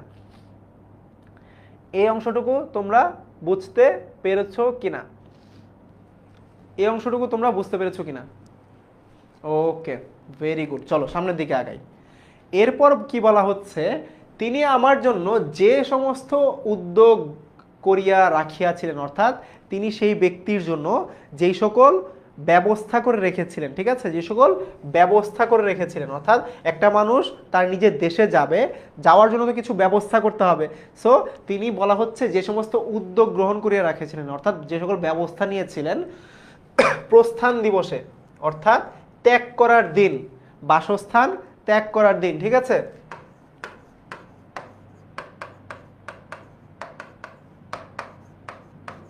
ত্যাগ করার দিনে তাহা দেখিয়া, অর্থাৎ সেইটি দেখে আমি বিস্ময়াপন্ন হইলাম, অর্থাৎ আমি অনেক বিস্মিত হলাম, ঠিক আছে? অবাক হলাম, ঠিক আছে? আমি অনেক বিস্মিত হলাম। তোমাদের কাইব ভাইয়া বলছে যে তোমরা কি আমার ক্লাস করতে চাও না? আচ্ছা, তোমরা তো ক্লাসের শুরুতে কাইব ভাইয়াকে চাচ্ছিলে, এখন কি বলো তো, এখন ক্লাস কেমন লাগছে একটু বলো তো? কাইব ভাইয়াকে জানিয়ে দাও যে তোমরা আসলে ক্লাস গল্প কিভাবে পড়তে হয় এটা শিখে গিয়েছো, গল্প কিভাবে পড়তে হয় এটা পড়া শিখে গিয়েছো, একটু বলে দাও কাইব ভাইয়াকে, একটু বলে দাও, একটু বলে দাও, কমেন্টে আছে যে গল্প কিভাবে পড়তে হয়, পড়তে চাও তো আমার সাথে জানাও। ওকে, ভেরি গুড, বলো কাইব ভাইকে ব্যাকরণ ক্লাসে কাইব ভাইয়ের সাথে দেখা হবে, ঠিক আছে? ওকে, সো বলা হচ্ছে একটি উৎকৃষ্ট অশ্ব সুসজ্জিত হইয়া আছে, অর্থাৎ খুবই ভালো মানের একটা ঘোড়া, অশ্ব মানে ঘোড়া, সুসজ্জিত অর্থাৎ সাজানো গোছানো। দেখবা অনেকে হচ্ছে ঘোড়াকে সাজিয়ে রাখে, ঠিক আছে, সেই সাজানো গোছানো, ঠিক আছে, সেই সাজানো গোছানো ঘোড়াকে বলা হচ্ছে যে একটি উৎকৃষ্ট অনেক ভালো মানের ঘোড়াকে সাজিয়ে রাখা হয়েছে, ঠিক আছে, সাজিয়ে রাখা হয়েছে। এখন আরেকটি অশ্বের পৃষ্ঠে খাদ্য সামগ্রী স্থাপিত হইয়াছে, অর্থাৎ আরেকটা ঘোড়ার পিঠে, আরেকটা ঘোড়ার পিঠে, অশ্বের পৃষ্ঠে মানে ঘোড়ার পিঠে, ঠিক আছে, আরেকটা ঘোড়ার পিঠে কি বলা হচ্ছে, বলা হচ্ছে খাদ্য সামগ্রী, অর্থাৎ তিনি যে যাবেন, যাওয়ার সময় ক্ষুধা লাগতে পারে, খাদ্য সামগ্রী তাকে খাবারও দিয়ে দিচ্ছে, তাকে খাবারও দিয়ে দিচ্ছে। স্লাইড ভাই আমি কমিটিতে দিয়ে দিব, ঠিক আছে, চিন্তা করার দরকার নেই। সো তাকে খাবারও দিয়ে দিচ্ছে।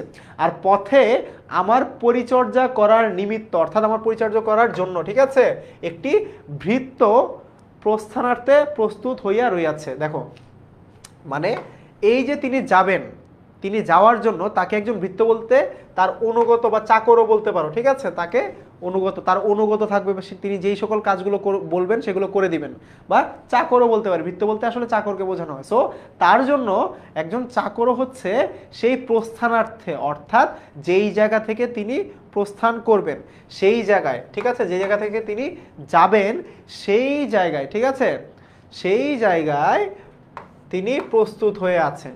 তার মানে একজন চাকরও রেডি। তার মানে কি কি রেডি দেখো তো, একটা সুসজ্জিত অশ্ব, অর্থাৎ তিনি যেটাতে করে যাবেন, তার পাশে আরেকটা ঘোড়া যেটার মধ্যে খাবার দাবার দেওয়া, আবার তার সাথে তার নিজের পরিচর্যা করার জন্য, খেদমত করার জন্য আরেকজন ভৃত্যকেও দেওয়া হলো। তার মানে কতটা হচ্ছে অতিথি পরায়ণশীল তিনি ছিলেন, দেখো, বুঝতে পেরেছ? আচ্ছা, তো এখন বলা হচ্ছে প্রস্থান সময় উপস্থিত হলে, অর্থাৎ এই যে তার এই স্থানটা, স্থান ত্যাগ করার সময় যখন চলে আসছে, তার স্থান ত্যাগ করার সময় যখন চলে আসছে, সেই দয়াময় সদাশয় আশ্রয়দাতা, ঠিক আছে, আমার হস্তে একটি স্বর্ণ মুদ্রার থলি দিলেন। এমসিকিউর জন্য খুব ইম্পর্টেন্ট, আবার বলছি দাগ দিয়ে নাও, ঠিক আছে, এমসিকিউর জন্য ইম্পর্টেন্ট, দাগ দিয়ে নাও। বলা হচ্ছে যে তার হাতে একটি স্বর্ণ মুদ্রার থলি দিলেন। আচ্ছা, তোমরা অনেকেই বলছো সৌরভ, আমার মনে হয় সৌরভ ভাইয়া বেস্ট, সিনহা বলছে, অনেকে বলছে কাইফ ভাইয়াকে চাই। সো তোমরা যদি নোট চাও কিনা আমাকে জানাও তো। অনেকের তো হচ্ছে অনেক কনফিউশন হয় যে ভাইয়া নোট কিভাবে করব, তারপর কই পরিচিতি কিভাবে মনে রাখবো, এই সকল নোট যদি পেতে চাও তাহলে কিন্তু আমার ক্লাস করতে হবে, ঠিক আছে, ওকে। সো সো তোমাদের সাইডে চলে আসছি, যারা যারা এখনো নোট করতে পারো নাই একটু কষ্ট করে নোট করে ফেলো, আমি সাইডে চলে আসছি, ঠিক আছে, আমি সাইডে চলে আসছি। দেখো বলা হচ্ছে কি, সেই দয়াময় সদাশয় আশ্রয়দাতা, সেই দয়াময় সদাশয় আশ্রয়দাতার কথা বলা হচ্ছে, অর্থাৎ ওই যে ব্যক্তি, ওই যে ব্যক্তি ছিলেন, ওই যে ব্যক্তি ছিলেন। আচ্ছা, অনেকেই বলছো নোট চাই, অবশ্যই দিও ভাইয়া, বাট ক্লাসটা তো ঠিকমতো করতে হবে, এবং নোট কিভাবে করতে হয় সেটাও তো বলে দিচ্ছি, ঠিক আছে, কিভাবে করতে হয় সেটাও তো বলে দিচ্ছি। সো আমি আমার যেই নোট করতাম সেই নোটগুলো যদি তোমরা দেখতে চাও আমাকে জানাবে, ইনশাল্লাহ কমেন্টে দিব, ঠিক আছে, আরও ভিডিও করে দিব, ওকে, কোনো সমস্যা নাই, ভাইয়া তোমাদের সাথে আছি। এসএসসি পরীক্ষায় কোনো ভয় নাই, ঠিক আছে, কোনো ভয় নাই। সো আমি আর কাইফ ভাই আসলে মারামারি করি নাই, অ্যাকচুয়ালি আমরা হচ্ছে দুইজন চিন্তা করছিলাম যে কীভাবে হচ্ছে ক্লাসটা সুন্দরভাবে নেওয়া যায়, এবং কাইফ ভাইয়া তোমাদের নেক্সট ক্লাস কীভাবে আরও ভালোভাবে নেবে সেটা নিয়ে আমরা হচ্ছে আলোচনা করেছিলাম, ঠিক আছে। আচ্ছা, সো তিনি দয়াময় সদাশয়, অর্থাৎ তাকে বোঝানো হচ্ছে তিনি অনেক দয়াশীল ছিলেন, ঠিক আছে, আশ্রয়দাতা, যিনি তাকে আশ্রয় দিয়েছিলেন। আমার হস্তে, হস্তে মানে কি, আমার হাতে, অর্থাৎ তার হাতে স্বর্ণ মুদ্রার থলি দিলেন, অর্থাৎ সেই জায়গায় স্বর্ণ মুদ্রাও দিয়ে দিলেন, ঠিক আছে, সেই জায়গায় স্বর্ণ মুদ্রাও দিয়ে দিলেন, সেই জায়গায় স্বর্ণ মুদ্রাও দিয়ে দিলেন। আচ্ছা, রোদেলা বলছো যে ভাইয়া ভাইয়া এই যে সদাশয়, সদাশয় মানে কি ভাইয়া, ভালো কথা। তো সদাশয় মানে হচ্ছে ভাইয়া, সদাশয় মানে হচ্ছে ভাইয়া আমাদের উদার, ঠিক আছে, সদাশয় মানে হচ্ছে উদার, সদাশয় মানে হচ্ছে উদার, ঠিক আছে, সদাশয় মানে হচ্ছে উদার। যারা যারা বেশি কমেন্ট করছো তাদের কিন্তু আমি দেখছি, তোমরা যদি নোট না করে যে কমেন্ট করছো এগুলোও কিন্তু আমি দেখছি, ঠিক আছে। আচ্ছা, সো আমাকে যাত্রীদের নিকটে লইয়া গেলেন, তার মানে ওই যে বাগদাদ যাচ্ছিল কয়েকজন মিলে তাদের সাথে নিয়ে গেলেন, ঠিক আছে, এত কিছু দেওয়ার পরে, এত কিছু দেওয়ার পরে ঠিক আছে, হাবিবা কিন্তু বলছে স্যার এই প্রথম শুধু সাধু ভাষা এত ভালো করে বুঝলাম, এই ক্রেডিট আপনাকে দিতে চাই। আমি তো বললাম যে গল্প যদি আমার সাথে পড়ো, গল্প নিয়ে আর কোনো সমস্যা থাকবে না, ঠিক আছে, গল্প নিয়ে আর কোনো সমস্যা থাকবে না। চলো, তন্মধ্যে যাহাদের সহিত তাহার আত্মীয়তা ছিল, অর্থাৎ দেখবা বলা হচ্ছে, অনেকে যায় না যে দেখবা যে হচ্ছে যাতায়াতের সময় বাসে, ট্রেনে, রিক্সায় অনেকের সাথে হচ্ছে পরিচিত মানুষের সাথে দেখা হয়ে যায়, তাই না, পরিচিত মানুষের সাথে দেখা হয়ে যায়। সো এখানেও বলা হচ্ছে তন্মধ্যে, অর্থাৎ তাদের মধ্যে, সেই সকল যাত্রীদের মধ্যে, যাত্রীদের মধ্যে, ঠিক আছে, সেই সকল যাত্রীদের মধ্যে, হ্যাঁ এখানে থলি হবে ভাইয়া, ঠিক আছে, ভেরি গুড সাজিদ। সো তোর মধ্যে যাহাদের সহিত তাহার আত্মীয়তা ছিল, অর্থাৎ সেই যাত্রীদের মধ্যে ভদ্রলোকের যাদের সাথে আত্মীয়তা ছিল বা ভালো সম্পর্ক ছিল, তাহাদের সঙ্গে আলাপ করাইয়া দিলেন, অর্থাৎ তাদের সঙ্গে পরিচয় করিয়ে দিলেন। কিসের জন্য, কেন পরিচয় করিয়ে দিলেন? কারণ তাদের এই যে রাস্তায় যাবে, রাস্তায় যেন কোনো আর সমস্যা না হয়, ঠিক আছে, সমস্যা না হয়। আচ্ছা, এরপর বলা হচ্ছে আমি আপনকার বসতি স্থানে এই সমস্ত উপহার প্রাপ্ত হইয়াছিলাম। আমি আপনকার এই সকল কি আপনকারে বসতি স্থানে এই সমস্ত উপকার প্রাপ্ত হইয়াছিলাম। কি বলা হয়েছে বলো তো? আপনকার বসতি স্থানে, ঠিক আছে, এই সমস্ত উপকার প্রাপ্ত হয়েছিলাম। তার মানে কি বলা হয়েছে বুঝতে পারছো? যে এই যে আপনকার বলতে আপনার, আপনার বাসস্থানে, অর্থাৎ আপনি যেই জায়গায় থাকেন সেই জায়গায়, ঠিক আছে, সেই জায়গায় এই সকল উপহার আমি পেয়েছিলাম, ঠিক আছে, এই সকল উপহার পেয়েছিলাম। এই জন্য পৃথিবীতে যত স্থান আছে ওই স্থান আমার সর্বাপেক্ষা প্রিয়। খুবই ইম্পর্টেন্ট, খুবই ইম্পর্টেন্ট অনুধাবনের জন্য, দাগ দিয়ে ফেলো, অনুধাবনের জন্য ইম্পর্টেন্ট। কেন প্রিয়? কারণ সেই জায়গায় লেখক আসলে এই সকল উপহার প্রাপ্ত হয়েছিলেন বা উপহার পেয়েছিলেন, ঠিক আছে, উপহার পেয়েছিলেন। ওকে, ভেরি গুড। আচ্ছা, সো এরপরে বলা হচ্ছে এই নির্দেশ করিয়া দুঃখ প্রকাশ পূর্বক আমি বলিলাম। আক্ষেপের বিষয় এই যে, অর্থাৎ তিনি বললেন, এটা এই গল্পটুকু বলার পর তিনি কি বলছেন? যে দুঃখ প্রকাশ করছেন। কেন দুঃখ প্রকাশ করছেন চলো আমরা দেখি। বলা হচ্ছে আক্ষেপের বিষয় এই যে আমি এ পর্যন্ত সেই দয়াময় আশ্রয়দাতার কখনো কোনো উদ্দেশ্য পাইলাম না। অর্থাৎ বলা হচ্ছে এই যে তাকে এত কিছু করলো, এই এত কিছু তিনি যেই লোকটা, যেই ভদ্রলোক করেছিলেন, সেই ভদ্রলোকের কোনো কি হদিস তিনি পান নাই, ঠিক আছে, তাকে খুঁজে পান নাই। সুষময় ভাইয়া আর লিমন ভাইয়াও থাকবে, কোনো সমস্যা নেই, তোমাদের সব ভাইয়ারা থাকবে, কোনো সমস্যা নেই। আমি থাকবো, কাইব ভাইয়া থাকবে, সুষময় ভাইয়া থাকবে, লিমন ভাইয়াও থাকবে, কোনো সমস্যা নাই, ঠিক আছে। মালি ভাই তোমাদের বলে ফেলেছে যে অনেক ভালোভাবে বুঝলাম গল্পটা, ঠিক আছে। আচ্ছা, সো অনুধাবন কত লাইনে লেখা ভালো বলছো নিশাত? অনুধাবন লেখার কোনো নির্দিষ্ট হচ্ছে এরকম কোনো নাই যে হচ্ছে আমাকে 10 লাইন লিখতে হবে, 12 লাইন লিখতে হবে। সাধারণত 6 থেকে 7 লাইন লিখলেই যথেষ্ট, বাট যদি ব্যাখ্যা আরও করার প্রয়োজন হয় সেই ক্ষেত্রে ব্যাখ্যা করা লাগতে পারে, ঠিক আছে ভাইয়া। আচ্ছা, সো এখন বলা হচ্ছে যে সে ওই লোকটাকে আর খুঁজে পান নাই। এখন আক্ষেপ বলতে আফসোসের কথা বলা হচ্ছে, ঠিক আছে, আফসোস করছেন তিনি। যদি তাহার নিকট কোনো অংশে কৃতজ্ঞতা প্রদর্শনের অবসর পায়, অর্থাৎ বলা হচ্ছে যদি তাহার নিকট কোনো অংশে কৃতজ্ঞতা প্রদর্শনের অবসর পাই, তাহা হইলে মৃত্যুকালে আমার কোনো ক্ষোভ থাকে না। অর্থাৎ এই লাইনটার মানে কি দেখো, এই লাইনটার মানে হচ্ছে যে বলা হচ্ছে যে তার এই জীবনে তাকে তো হেল্প করলো, এই হেল্প যে করলো, হেল্প করার জন্য তিনি কৃতজ্ঞতা প্রকাশ করতে চান, তিনি কৃতজ্ঞতা প্রকাশ করতে চান। সো তিনি যদি কৃতজ্ঞতা প্রকাশ করতে পারেন ওই ব্যক্তির প্রতি, তাহলে তার যে মৃত্যু, অর্থাৎ তার মৃত্যুর আগে তার আর কোনো হচ্ছে আক্ষেপ থাকবে না বা কোনো আফসোস থাকবে না, কোনো ক্ষোভ থাকবে না। বুঝতে পেরেছি ভাইয়া? কমেন্ট করে জানাও তো বুঝতে পেরেছি কিনা। যে তিনি যদি কৃতজ্ঞতা প্রকাশ করতে পারেন, তাকে এত বড় একটা জায়গা থেকে হচ্ছে সেভ করেছে, তার এত ভালো অতিথি পরায়ণতা দেখিয়েছে তার প্রতি, তাকে আপ্যায়ন করেছে, সো এই কারণে তিনি কৃতজ্ঞতা প্রকাশ করতে চান, ঠিক আছে, কৃতজ্ঞতা প্রকাশ করতে চান। সো তিনি যদি এই কাজটা করতে পারেন সেই ক্ষেত্রে তার এই জীবনে আর কোনো আফসোস থাকবে না, ঠিক আছে? এই জীবনে আর কোনো আফসোস থাকবে না, ঠিক আছে? সো এই জীবনে তার আর কোনো আফসোস থাকবে না, ঠিক আছে। পরে বলা হচ্ছে কি দেখো ভাইয়া, এই কথা শুনিবা মাত্র, বলা হচ্ছে এই কথা শুনিবা মাত্র, অর্থাৎ এই কথা শোনা মাত্র তিনি অতিশয় আহাদিত হইয়া বলিলেন। আচ্ছা, এই জায়গায় কি ঠিক আছে বলো তো? এই যে শব্দটা বলা হলো, তিনি অতিশয় কি করলেন? তিনি অতিশয়, এটা আহাদিত না, অ্যাকচুয়ালি আহ্লাদিত, ঠিক আছে? অর্থাৎ খুশি হওয়া, ঠিক আছে? খুশি হয়ে বলিলেন, আপনার মনস্কামনা পূর্ণ হইয়াছে। কি বললেন বলো তো?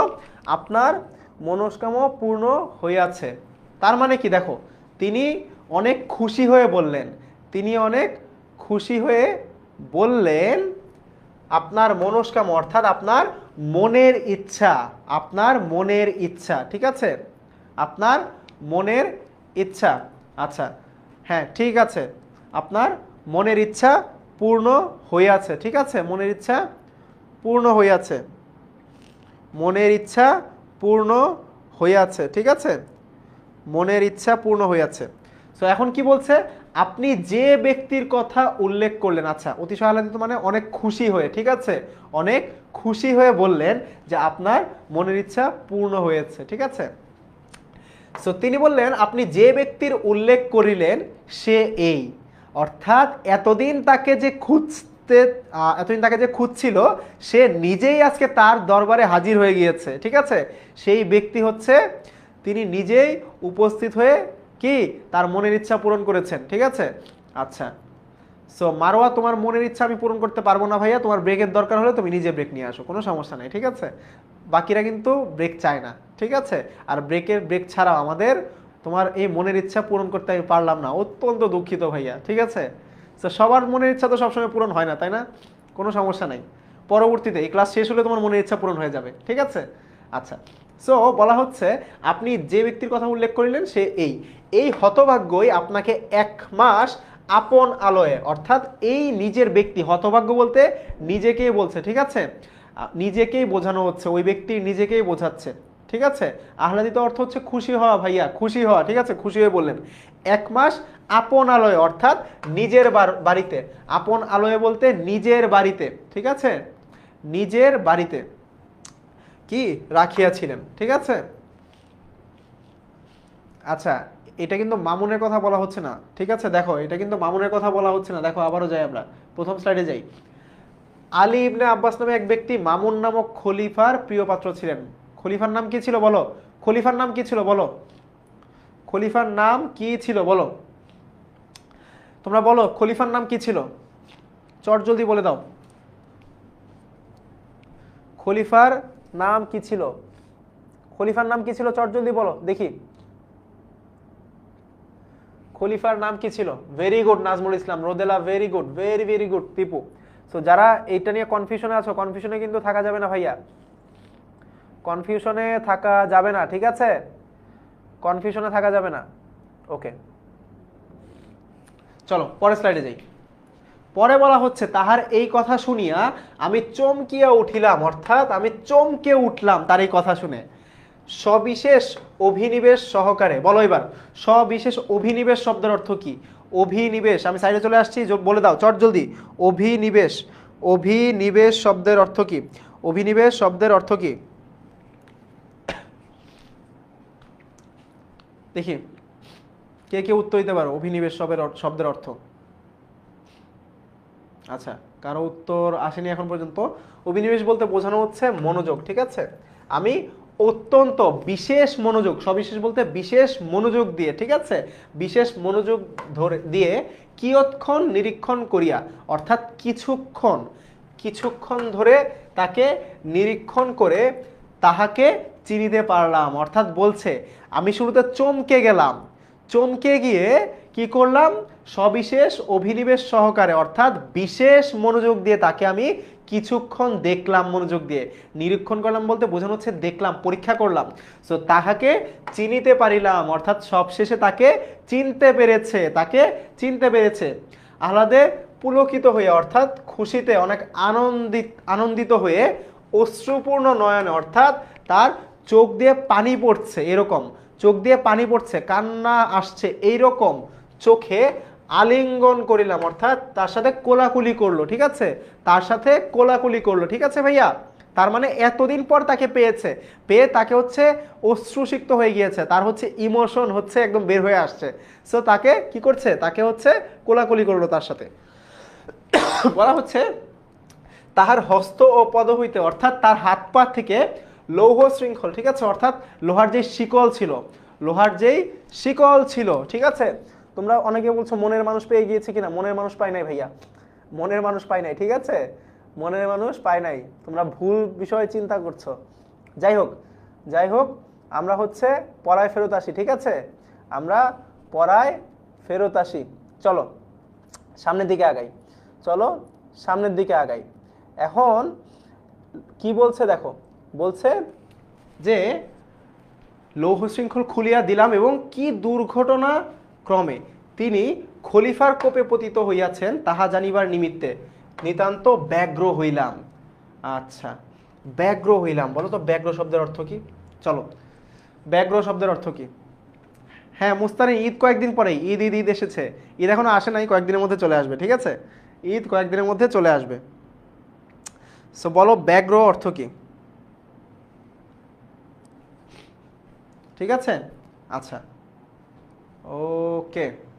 দেখো কি বলা হচ্ছে, বলা হচ্ছে দুর্ঘটনাক্রমে তিনি কিভাবে খলিফার কোপে পতিত হইয়াছেন অর্থাৎ খলিফার কোপে চলে আসছেন, খলিফার আন্ডারে চলে আসছে এবং তাহা জানিবার জন্য, তা জানার জন্য উৎসুক হয়ে উঠলো। ব্যগ্র মানে কি, জানতে চাচ্ছে বা আগ্রহী হওয়া বা উৎকণ্ঠায় থাকা। সো তা জানার জন্য কি করছে, উৎসুকভাবে বা উৎকণ্ঠিত হয়ে আছে, ঠিক আছে, উৎকণ্ঠার মধ্যে আছে, উৎকণ্ঠার মধ্যে আছে, ঠিক আছে। সো তখন তিনি বলিলেন কতিপয় নীচ প্রকৃতির লোক অর্থাৎ খুবই খারাপ লোক। নীচ প্রকৃতির লোক মানে কি ভাইয়া, খুবই খারাপ লোক, ঠিক আছে, খারাপ লোক, অসভ্য লোক। ঈর্ষাবশত অর্থাৎ তার প্রতি হচ্ছে কি, ঈর্ষা করে, ঠিক আছে, তার প্রতি ঈর্ষা করে, কি করে, তার প্রতি ঈর্ষা করে, শত্রুতা করিয়া, কি করিয়া, শত্রুতা করিয়া, কি করিয়া বলো, শত্রুতা করিয়া, শত্রুতা করিয়া খলিফার নিকট আমার ওপর উৎকট দোষারোপ করিয়াছে। আচ্ছা, কেউ আমাকে বলো তো হচ্ছে উৎকট শব্দের অর্থ কি দেখি। ওকে, একটু কমেন্ট করে দেখি। মুস্তারিন বলছে খুবই খারাপ লোক, তারপর ঈশা, তারপর মণিদত্ত বলছো মনস্কামনা, তারপর একজন বলছো হিংসা, একজন বলছো শত্রুতা। Very good, very very good, very very good. তারপর দেখতে পাচ্ছি, আরও দেখতে পাচ্ছি নিশাদ বলছো প্রবল, নিশাদ বলছো প্রবল, ঠিক আছে, ভেরি গুড, ঠিক আছে, ভেরি গুড।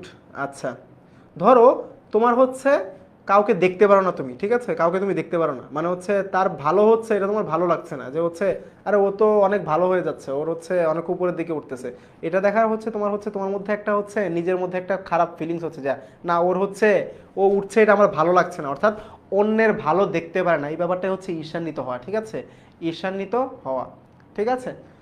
আচ্ছা, সো খলিফার নিকট আমার ওপর উৎকট দোষারোপ করিয়াছে, ঠিক আছে, উৎকট দোষারোপ করিয়াছে, তীব্র দোষ আরোপ করিয়াছে, ওকে, দোষারোপ করিয়াছে, তজন্য অর্থাৎ তার জন্যে, তদীয় আদেশক্রমে অর্থাৎ তার আদেশক্রমে, তজ্জন্য অর্থাৎ তার জন্য বা সেই জন্য, তদীয় আদেশক্রমে মানে কি, তদীয় আদেশক্রমে তার আদেশে হঠাৎ অবরুদ্ধ অর্থাৎ তাকে হঠাৎ করে হচ্ছে অবরুদ্ধ করা হয়েছে, আটক করা হয়েছে এবং এখানে আনিত হইয়াছে, ঠিক আছে, অর্থাৎ এই জায়গায় নিয়ে আসা হয়েছে, এই জায়গায় নিয়ে আসা হয়েছে, ঠিক আছে। আচ্ছা, সো আসিবার সময় স্ত্রী পুত্র কন্যা দিগের সহিত দেখা করিতে দেয় না, অর্থাৎ তার যে স্ত্রী পুত্র এবং কন্যা রয়েছে তাদের সাথেও দেখা করতে দেয় নাই, তাদের সাথেও দেখা করতে দেয় নাই। বোধ করি আমার প্রাণদণ্ড হইবে, কি হবে? তার প্রাণদণ্ড, মানে হচ্ছে তার প্রাণ কেড়ে নেওয়া হবে, বা মৃত্যুদণ্ড যেটা বলি সেটাকে বলা হচ্ছে প্রাণদণ্ড। বোধ করি আমার প্রাণদণ্ড হইবে। অতএব আপনার নিকট বিনীত বাক্যে প্রার্থনা এই, কোনটার কথা মনে পড়ছে বলো তো? এই লাইনটা কোথায় যেন আমরা দেখেছি, বলো তো এই লাইনটা আমরা কোথায় দেখেছি? এই লাইনটা আমরা দেখেছি হচ্ছে যখন অ্যাপ্লিকেশন লিখি, যে আপনার নিকট বিনীত আবেদন করিতেছি, এই যে আপনার নিকট বিনীত প্রার্থনা, এই যে আমার এই ছুটি কি মঞ্জুর করিয়া বাধিত করিবেন, তাই না? ছুটি নেওয়ার সময় সবাই উস্তাদ। সো সেই লাইনটা এখানে বলা হচ্ছে, ঠিক আছে? আপনার নিকট বিনীত বাক্যে প্রার্থনা এই, ঠিক আছে? ভেরি গুড, সাইফান বলে ফেলেছ, আজাদও বলেছো, নাফিসা বলতে পেরেছো, ভেরি গুড। সো বলা হচ্ছে তার নিকট বিনীতভাবে প্রার্থনা করছে, ঠিক আছে? বিনীতভাবে প্রার্থনা করছে, আপনি অনুগ্রহ করিয়া আমার পরিবারবর্গের নিকট, অর্থাৎ তার এই যে পরিবার বর্গ বলতে কাকে বোঝানো হচ্ছে? স্ত্রী পুত্র আর কন্যা, স্ত্রী পুত্র কন্যা একত্রে বলা হচ্ছে পরিবারবর্গ, ঠিক আছে? তাদের সবাইকে জানাতে বলছে এই সংবাদ পাঠাইয়া দিবেন, অর্থাৎ তাদের নিকট এই সংবাদটা পৌঁছে দিবেন, ঠিক আছে? কার কাছে? এই যে ব্যক্তির কাছে অনুরোধ করছে, ঠিক আছে? যেন তার স্ত্রী কন্যা পুত্রের কাছে, অর্থাৎ পরিবারবর্গের কাছে সংবাদটা পাঠায় দেয়, ঠিক আছে? আচ্ছা, তাহা হইলে আমি যথেষ্ট উপকৃত হইব। যদি এই সংবাদটা পাঠায় দেয় তার স্ত্রী কন্যার কাছে, তাহলে আমি যথেষ্ট উপকৃত হইব, অর্থাৎ তিনি যথেষ্ট পরিমাণে হচ্ছে কি উপকৃত হইবেন, বা হচ্ছে ওই যে তাকে তো সহায়তা করেছিলেন, সো তিনি কি তার প্রতি কৃতজ্ঞতা বোধ প্রকাশ করতে চান না, যার কারণে বললেন যে তার এই হেল্পটুকু করার জন্য, তার এই কথাগুলা তার স্ত্রীর কাছে যেন পৌঁছে দেয়, ঠিক আছে? স্ত্রীর কাছে যেন পৌঁছে দেয়। ওকে, সো এই পর্যন্ত সবাই বুঝতে পেরেছি? এই পর্যন্ত কি সবাই বুঝতে পেরেছি? একটু বলো তো এই অংশটুকু পর্যন্ত সবাই বুঝতে পেরেছি কিনা, একটু কমেন্ট করে জানাও দেখি। এই অংশটুকু পর্যন্ত সবাই বুঝতে পেরেছো কিনা কমেন্ট করে জানাও দেখি।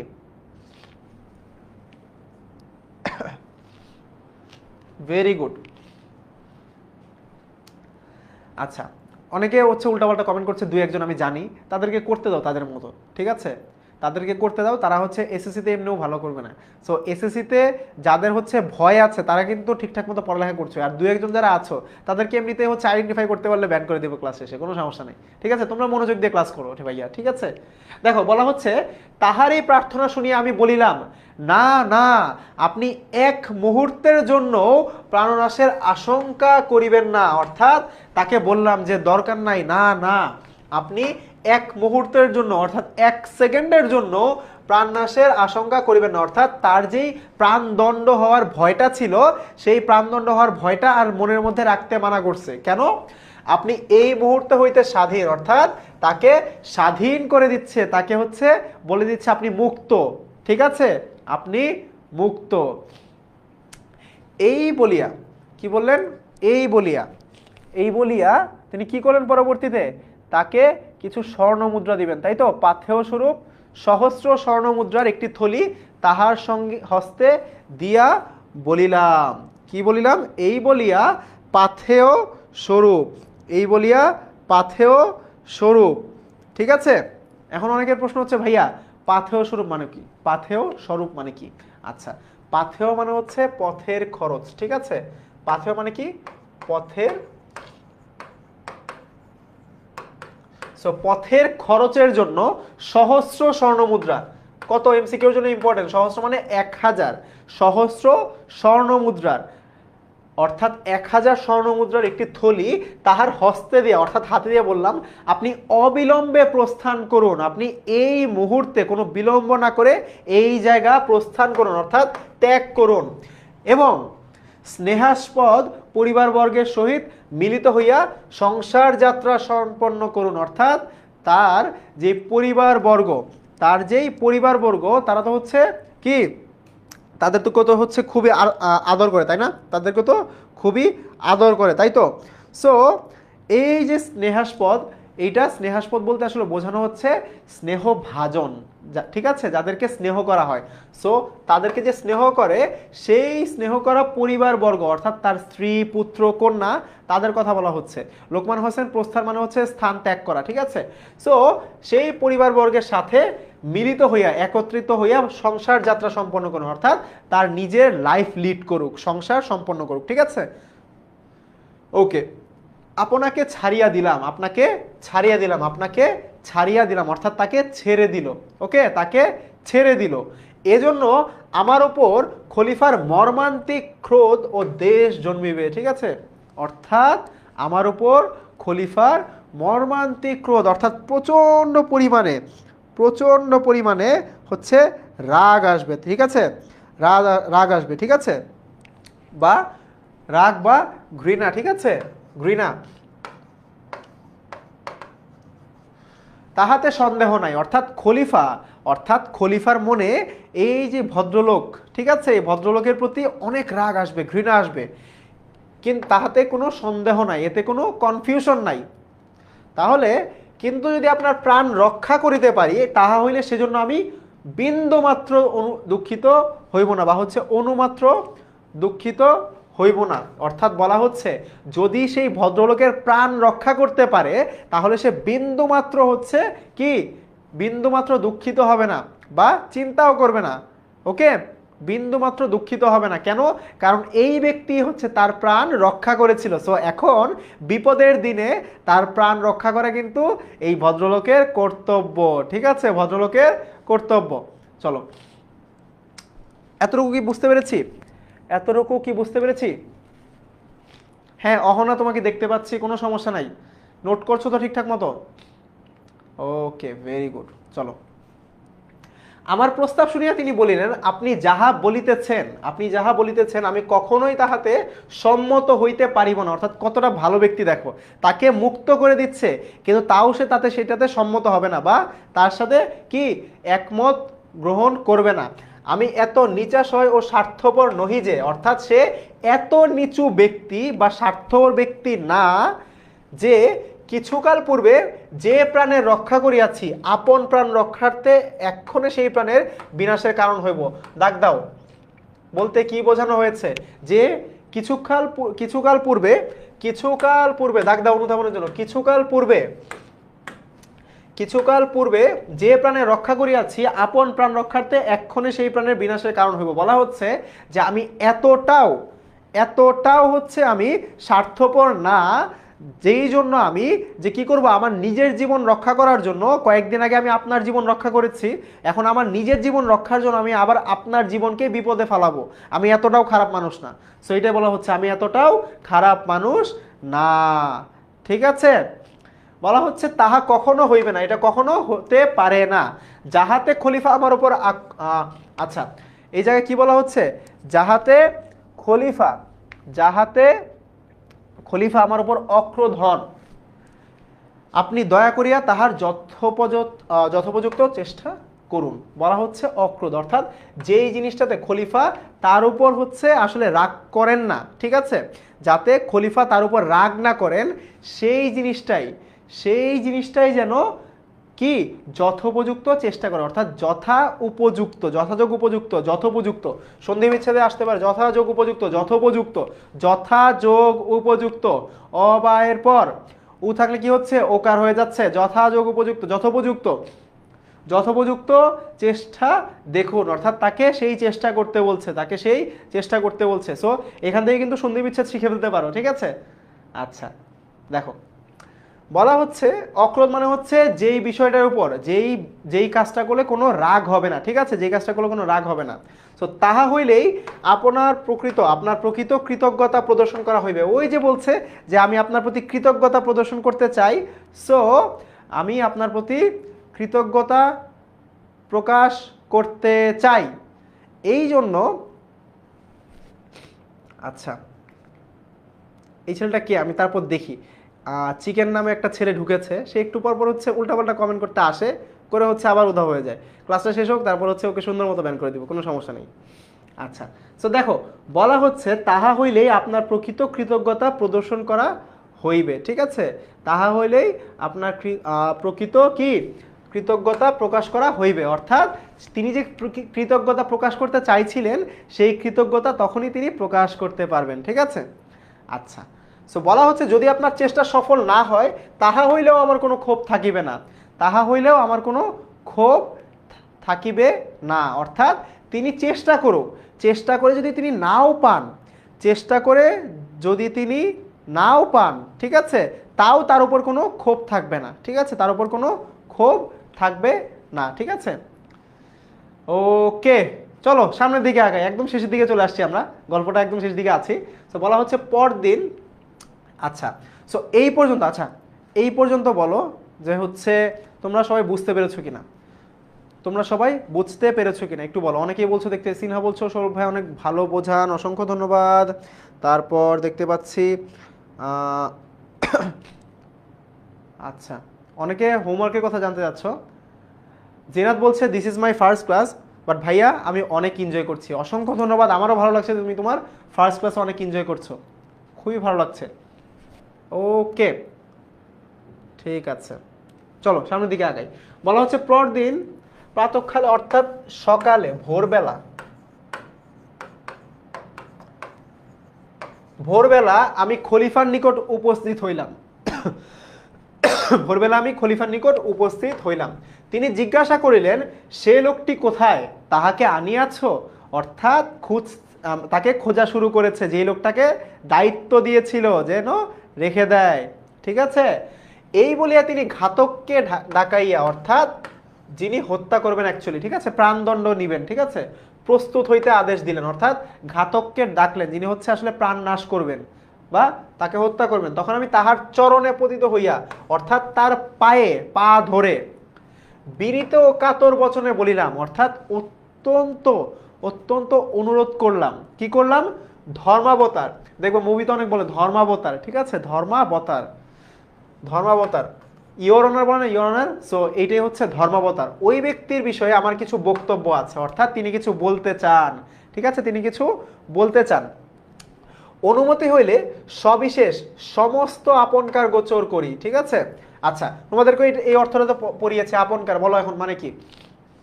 আপনকার বলতে কি বোঝায় বলো? মালিহা বলছে ফার্স্ট বাংলা ক্লাস তো জোস, ক্লাসটা জোস লাগছে, ভেরি গুড। এবার বলো আপনকার তো পড়িয়েছি, আপনকার অর্থ কি বলো,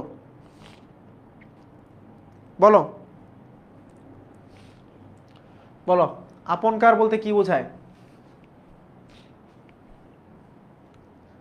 ওকে, আপনার, আপনার, ঠিক আছে, ভেরি গুড।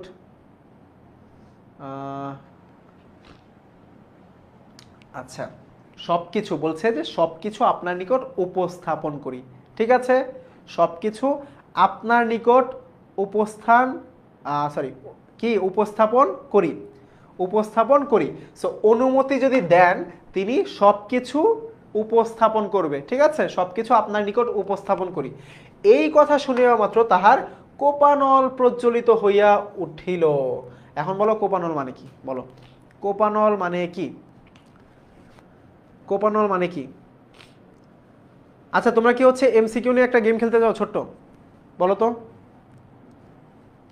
বলো, ছোট্ট একটা গেম খেলতে চাও শেষের দিকে?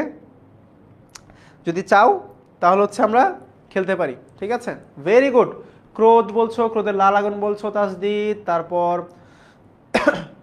তারপর দেখতে পাচ্ছি মুনতাসির বলছো কপাল, তারপর রাগের আগুন বলছো জুনায়েদ, ঠিক আছে, ভেরি গুড, অলমোস্ট সবাই কাছাকাছি গিয়েছো। সেটা হচ্ছে প্রচণ্ড ক্ষোভে, প্রচণ্ড রাগে, ক্রোধে কি হলেন? প্রজ্বলিত হইয়া উঠিল। তিনি রোষরক্ত নয়নে বলিলেন, অর্থাৎ বড় বড় গরম চোখ করে বললেন, আমি চশমা খুলে ফেলছি যদিও আমার দেখা যাবে না।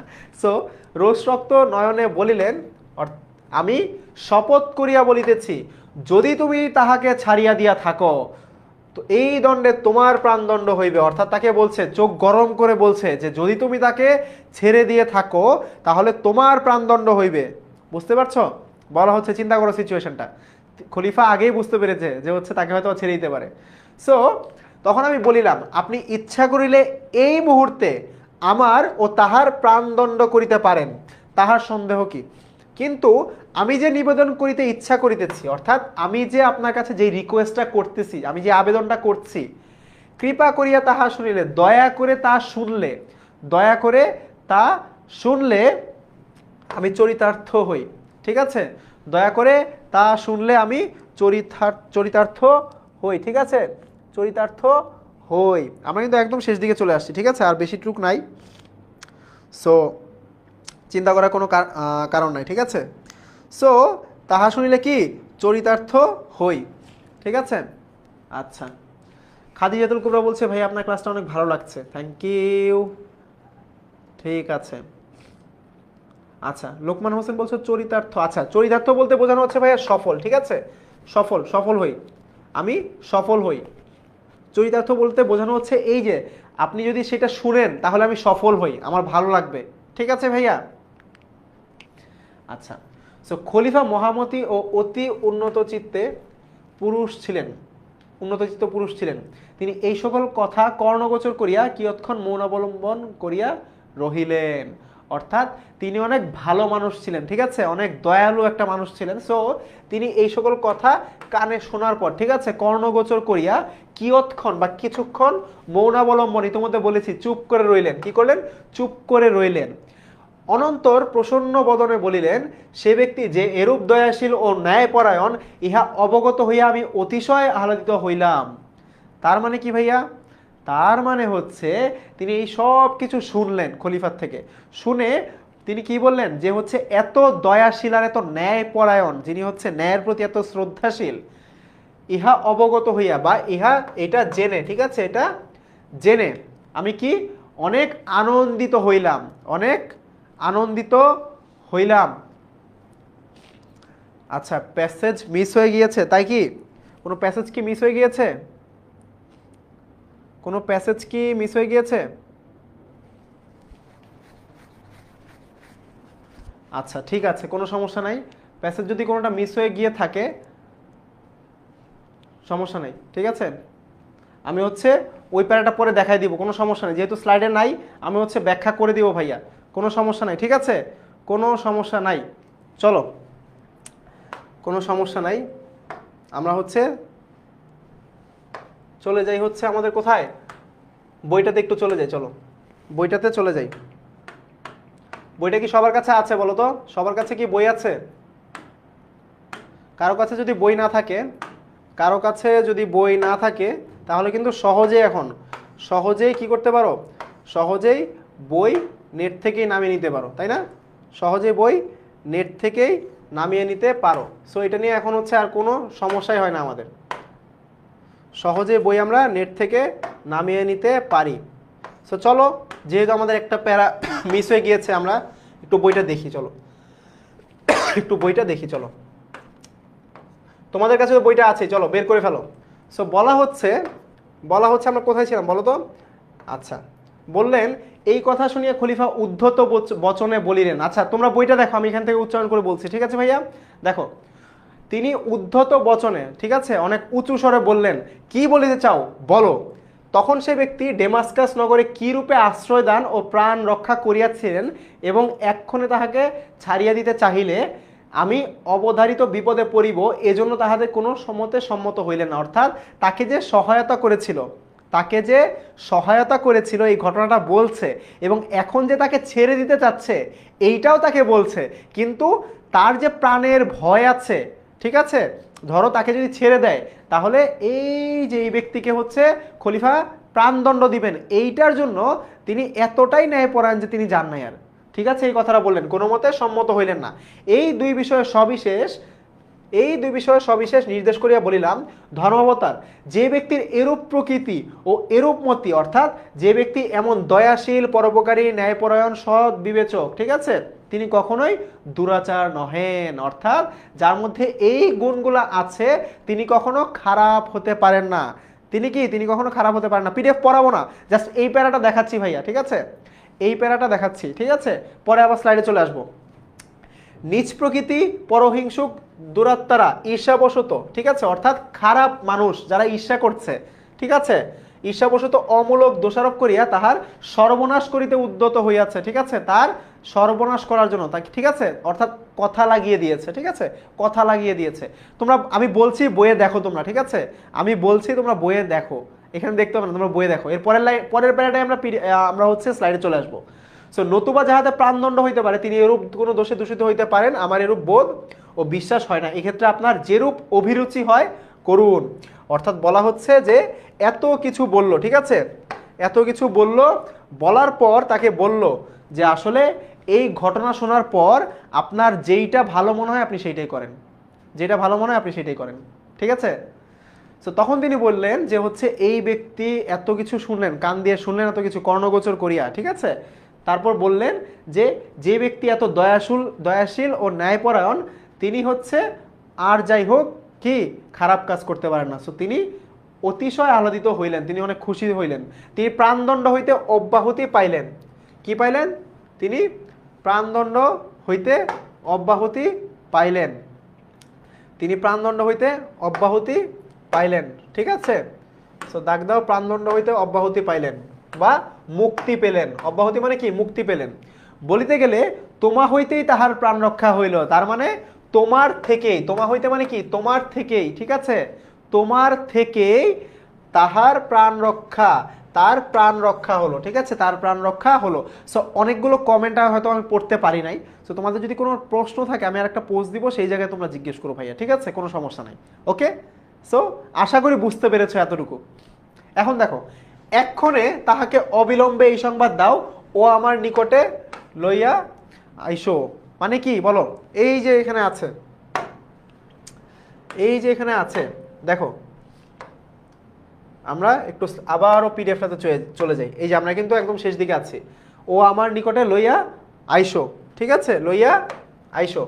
সো বলা হচ্ছে কি, দেখো বলা হচ্ছে যে তাকে সংবাদ দেওয়ার জন্য, অবিলম্বে মানে কোনো দেরি না করে, অবিলম্বে মানে কোনো দেরি না করে, ঠিক আছে, কোনো দেরি না করে, ঠিক আছে, কোনো দেরি না করে, অবিলম্বে মানে কোনো দেরি না করে। আমি কিন্তু শেষ দিকে আছি, একদম শেষ দিকে আছি,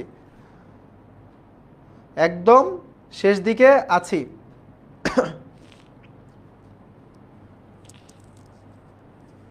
আচ্ছা, এরপর কি বলা হচ্ছে ভাইয়া? দেখো, এরপর বলা হচ্ছে এই কথা শুনিয়া, আচ্ছা আমরা আবারও আগের স্লাইডে চলে আসছি। এই কথা শুনিয়া আহ্লাদের সাগরে মগ্ন হইয়া আমি অতি সত্বর গৃহে প্রত্যাগমন পূর্বক তাহাকে খলিফার সম্মুখে উপস্থিত করিলাম। অর্থাৎ আমি অনেক খুশি হয়ে কি করলাম? তাকে বললাম যে হচ্ছে আমার বাসায় গিয়ে, ঠিক আছে, গৃহে প্রত্যাগমন পূর্বক আমি নিজের বাসায় গিয়ে তাকে কি করলাম? খলিফার সামনে উপস্থাপন করলাম বা উপস্থিত করলাম বাসায় ফেরত গিয়ে। অবলোকন মাত্র, দেখা মাত্র, অবলোকন মানে কি? দেখা, অবলোকন মানে দেখা মাত্র প্রীতি প্রফুল্ল লোচনে, প্রীতি প্রফুল্ল লোচনে সাদর বচনে সম্ভাষণ করিয়া বলিলেন। অর্থাৎ তিনি হচ্ছে অনেক অনেক হচ্ছে, আচ্ছা অনেকে বলছো ছুটি চাই, ছুটি চাই কি জিনিস?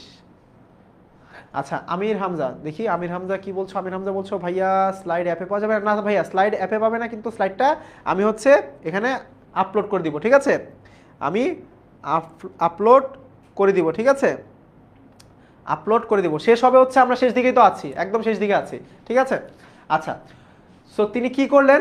তিনি প্রীতি প্রফুল্ল লোচনে, অর্থাৎ অনেক আনন্দের সাথে, ঠিক আছে, প্রফুল্ল লোচন আনন্দের সাথে, সাদর বচনে, ঠিক আছে, সাদর বচনে সম্ভাষণ করিয়া বলিলেন, ঠিক আছে, অনেক ভালোভাবে মধুর কথার মাধ্যমে বললেন, তুমি যে এরূপ প্রকৃতির লোক, তুমি যে এই রকম লোক, তাহা আমি পূর্বে অবগত ছিলাম না, তা আমি আগে জানতাম না। দুষ্টমতি দুরাচার দিগের বাক্য বিশ্বাস করিয়া, অর্থাৎ খারাপ যে সকল লোক তাদের কথা শুনে অকারণে তোমার প্রাণদণ্ড করিতে উদ্যত হইয়াছিলাম। অর্থাৎ বিনা কারণে তোমার প্রাণদণ্ড দিয়েছিলাম আমি। সো বলছে এক্ষণে ইহার নিকটে তোমার প্রকৃত পরিচয় পাইয়া, অর্থাৎ এই ব্যক্তির কথা বলছে যার মাধ্যমে প্রকৃত পরিচয় পাচ্ছে, সাতিশয় প্রীতিপ্রাপ্ত হইয়াছি, ঠিক আছে, সাতিশয় প্রীতিপ্রাপ্ত হইয়াছি। আচ্ছা, ছুটি দিয়ে কি হবে? আমার তো ক্লাস করতেই ভালো লাগে। আর তোমরা অনেকে হেনাকে খুঁজ একজন হেনাকে খুঁজতে চাচ্ছ। হেনাকে, হেনাকে জানো তো একটু দেখি। আমরা কিন্তু শেষ স্লাইডে চলে আসছি, ঠিক আছে, শেষ স্লাইডেই চলে আসছি। তো একদম শেষে আছি, শেষে আছি। দেখি আর কি কি বলো। দেখতে পাচ্ছি মনোযোগ বলছো, অভিনিবেশ, আচ্ছা মঞ্জু উত্তর দিয়ে ফেলেছো, ভেরি গুড, ভেরি গুড। তারপর দেখতে পাচ্ছি, আচ্ছা একজন বলছো সাতিশয় প্রীতিপ্রাপ্ত। আচ্ছা, সাতিশয় শব্দের মানে হচ্ছে অনেক, ঠিক আছে, সাতিশয় অনেক, ঠিক আছে, সাতিশয় প্রীতিপ্রাপ্ত মানে অনেক আনন্দ, ঠিক আছে, সাতিশয় প্রীতিপ্রাপ্ত মানে অনেক আনন্দ, ঠিক আছে, অনেক আনন্দ। আচ্ছা, সো বলা হচ্ছে আমি অনুমতি দিতেছি তুমি আপন আলোয় প্রস্থান করো, অর্থাৎ নিজের বাসায় চলে যাও, নিজের বাসায় চলে যাও, ফাইনালি মুক্তি পেয়েছে। সো এই বলিয়া খলিফা তাহাকে মহামূল্য পরিচ্ছদ সুসজ্জিত 10 অশ্ব অর্থাৎ 10টা ঘোড়া, 10টা খচ্চর, 10টা উট উপহার দিলেন এবং দেমাস্কাসের রাজপ্রতিনিধির নামে এক অনুরোধপত্র পাথেয় স্বরূপ, ঠিক আছে, পাথেয় স্বরূপ বহু সংখ্যক অর্থ দিয়া তাহাকে বিদায় করিলেন। অর্থাৎ পাথেয় স্বরূপ আমি একটু আগে পড়িয়েছি, বলো তো মানে কি দেখি। পাথেয় স্বরূপ বলতে কি বোঝানো হচ্ছে? আচ্ছা, কাজী আতিকুর, তোমার হয়তো বা নেটওয়ার্কের প্রবলেম হচ্ছে, তোমার হয়তো বা একটু রিফ্রেশ করতে হবে নেটটা, ঠিক আছে, নেটটা একটু রিফ্রেশ করতে হবে। আচ্ছা, হ্যাঁ ছুটি দিয়ে দিব ভাইয়া, শেষ দিকে আছি তো ছুটি দিয়ে দিব। আচ্ছা, পথের খরচ, very good, very very good. So মূল কথা হচ্ছে কি দেখো ভাইয়া, একজন মানুষ হেল্প করেছিল, তাকে হচ্ছে কি করলো, পরবর্তীতে গিয়ে যেটা দেখা গেল যে আসলে অ্যাকচুয়ালি সেই যে তার উপকার করেছিল, প্রত্যুপকার গল্পটা কোথা থেকে আসলো, তার প্রতি আবার উপকার করলো, যে তার প্রতি কৃতজ্ঞতা বোধ থেকে তার নিজের জীবন বাজি রেখে হচ্ছে তার উপকার করতে গেল, ঠিক আছে।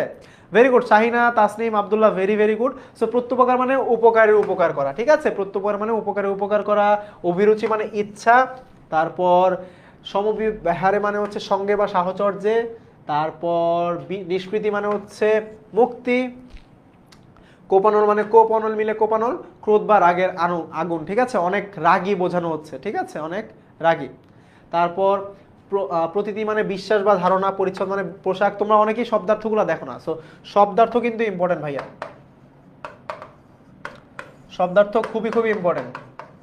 প্রীতি প্রফুল্ল লোচনে মানে শব্দটিতে মূলত 3টা শব্দ, প্রীতি প্রফুল্ল লোচন অর্থাৎ বন্ধুত্বের অনুভূতিতে বা আনন্দিত চোখে, ঠিক আছে, আনন্দিত চোখে।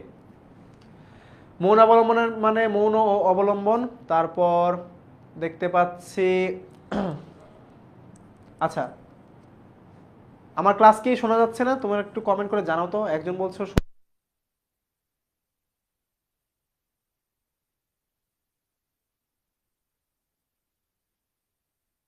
একটু কমেন্ট করে জানাও দেখি।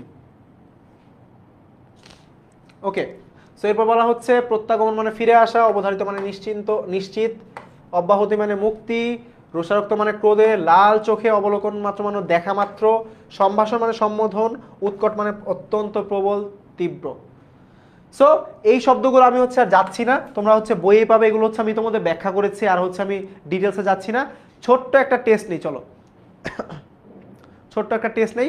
সো তার আগে একটা বলি, তোমরা হচ্ছে ছোট্ট একটা রিভিউ দিয়ে দিও ক্লাসটা কেমন লাগলো। ক্লাস 6 to 10 সুপার স্টুডেন্টসে একটা রিভিউ দিয়ে দিও, ঠিক আছে, রিভিউ দিয়ে দিও। খলিফা মামুন কোথাকার শাসনকর্তা ছিলেন? ডেমাস্কাসের, আমরা সবাই জানি। তারপর দেখি, চলো দেখি আগাই সামনের দিকে। আশ্রয়দাতা কোথাকার বাসিন্দা ছিলেন বলো তো? দামেস্ক শহরের বা হচ্ছে কি দামেস্ক শহরের বাসিন্দা ছিলেন, যেটা আমরা দেখলাম ডেমাস্কাস লেখা ছিল, ডেমাস্কাস, ঠিক আছে।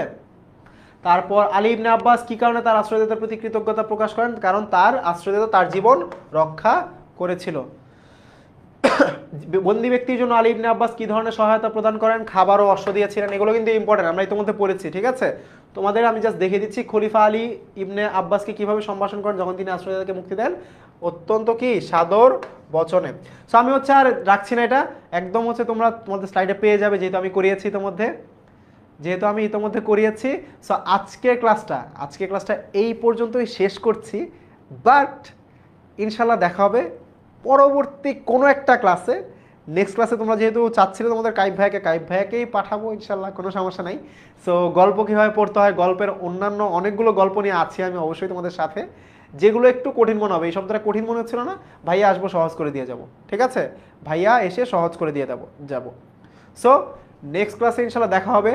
সেই পর্যন্ত সবাই অবশ্যই এবং অবশ্যই কিন্তু ভালো থাকবে, ঠিক আছে? কারণ সুস্থ থাকবে, এবং গল্প কীভাবে পড়তে হয় সেটাও তোমাদেরকে দেখিয়েছি। গল্প কীভাবে পড়তে হয়, এক মিনিট চল।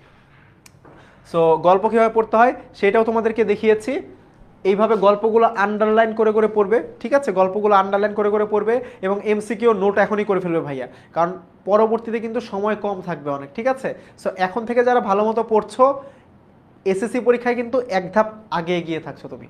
সো দেখা হচ্ছে ইনশাল্লাহ পরবর্তী ক্লাসে। আচ্ছা, কামরুন নাহার বলছো কীভাবে ভালো রুটিন সাজাবো। আচ্ছা, বলেছিলাম। সো এটা একটু বলে যাই। সেটা হচ্ছে তুমি প্রতিদিন বা প্রত্যেক সপ্তাহে একটা খাতা নিবে। খাতা নিয়ে সপ্তাহে প্রত্যেকটা সাবজেক্ট অনুযায়ী, ঠিক আছে, সাবজেক্ট অনুযায়ী কতটুকু পড়েছো নোট করবে, কতটুকু পড়েছো। আমি তোমাদের ঠিক এক সপ্তাহ পর তোমাদের খোঁজ নিব, দেখবো কার কি অবস্থা একটা পোস্ট করার মাধ্যমে, ঠিক আছে? তোমরা আমাকে জানাবে কোন সাবজেক্টে কতটুকু পড়েছো, কত অধ্যায় পড়েছো, ঠিক আছে? তা এরপর আমি বলে দিব আমার পরের ক্লাসে যে কীভাবে আলাদা করে রুটিন করতে হয়, ঠিক আছে? আচ্ছা, হোমওয়ার্কটা হচ্ছে আমি পোস্ট করে দিব ভাইয়া, কোনো সমস্যা নেই, হোমওয়ার্ক আমি পোস্ট করে দিব। সো হোমওয়ার্কটা সেই পোস্টের নিচে হচ্ছে সাবমিট করে দিবে, কোনো সমস্যা নেই। আমি যে পোস্টটা দিব সেই পোস্টের নিচে সাবমিট করে দিবে, ওকে? সো দেখা হবে ইনশাল্লাহ। সেই পর্যন্ত ভালো থাকো, সুস্থ থাকো, ঠিক আছে? ভালো থাকো, সুস্থ থাকো। সো আমার জন্য দোয়া করো, ঠান্ডা যেন হচ্ছে কমে যায়, আর তোমাদের আরও ভালো মতো ক্লাস নিতে পারি, ঠিক আছে? সো আল্লাহ হাফেজ, আসসালামু আলাইকুম।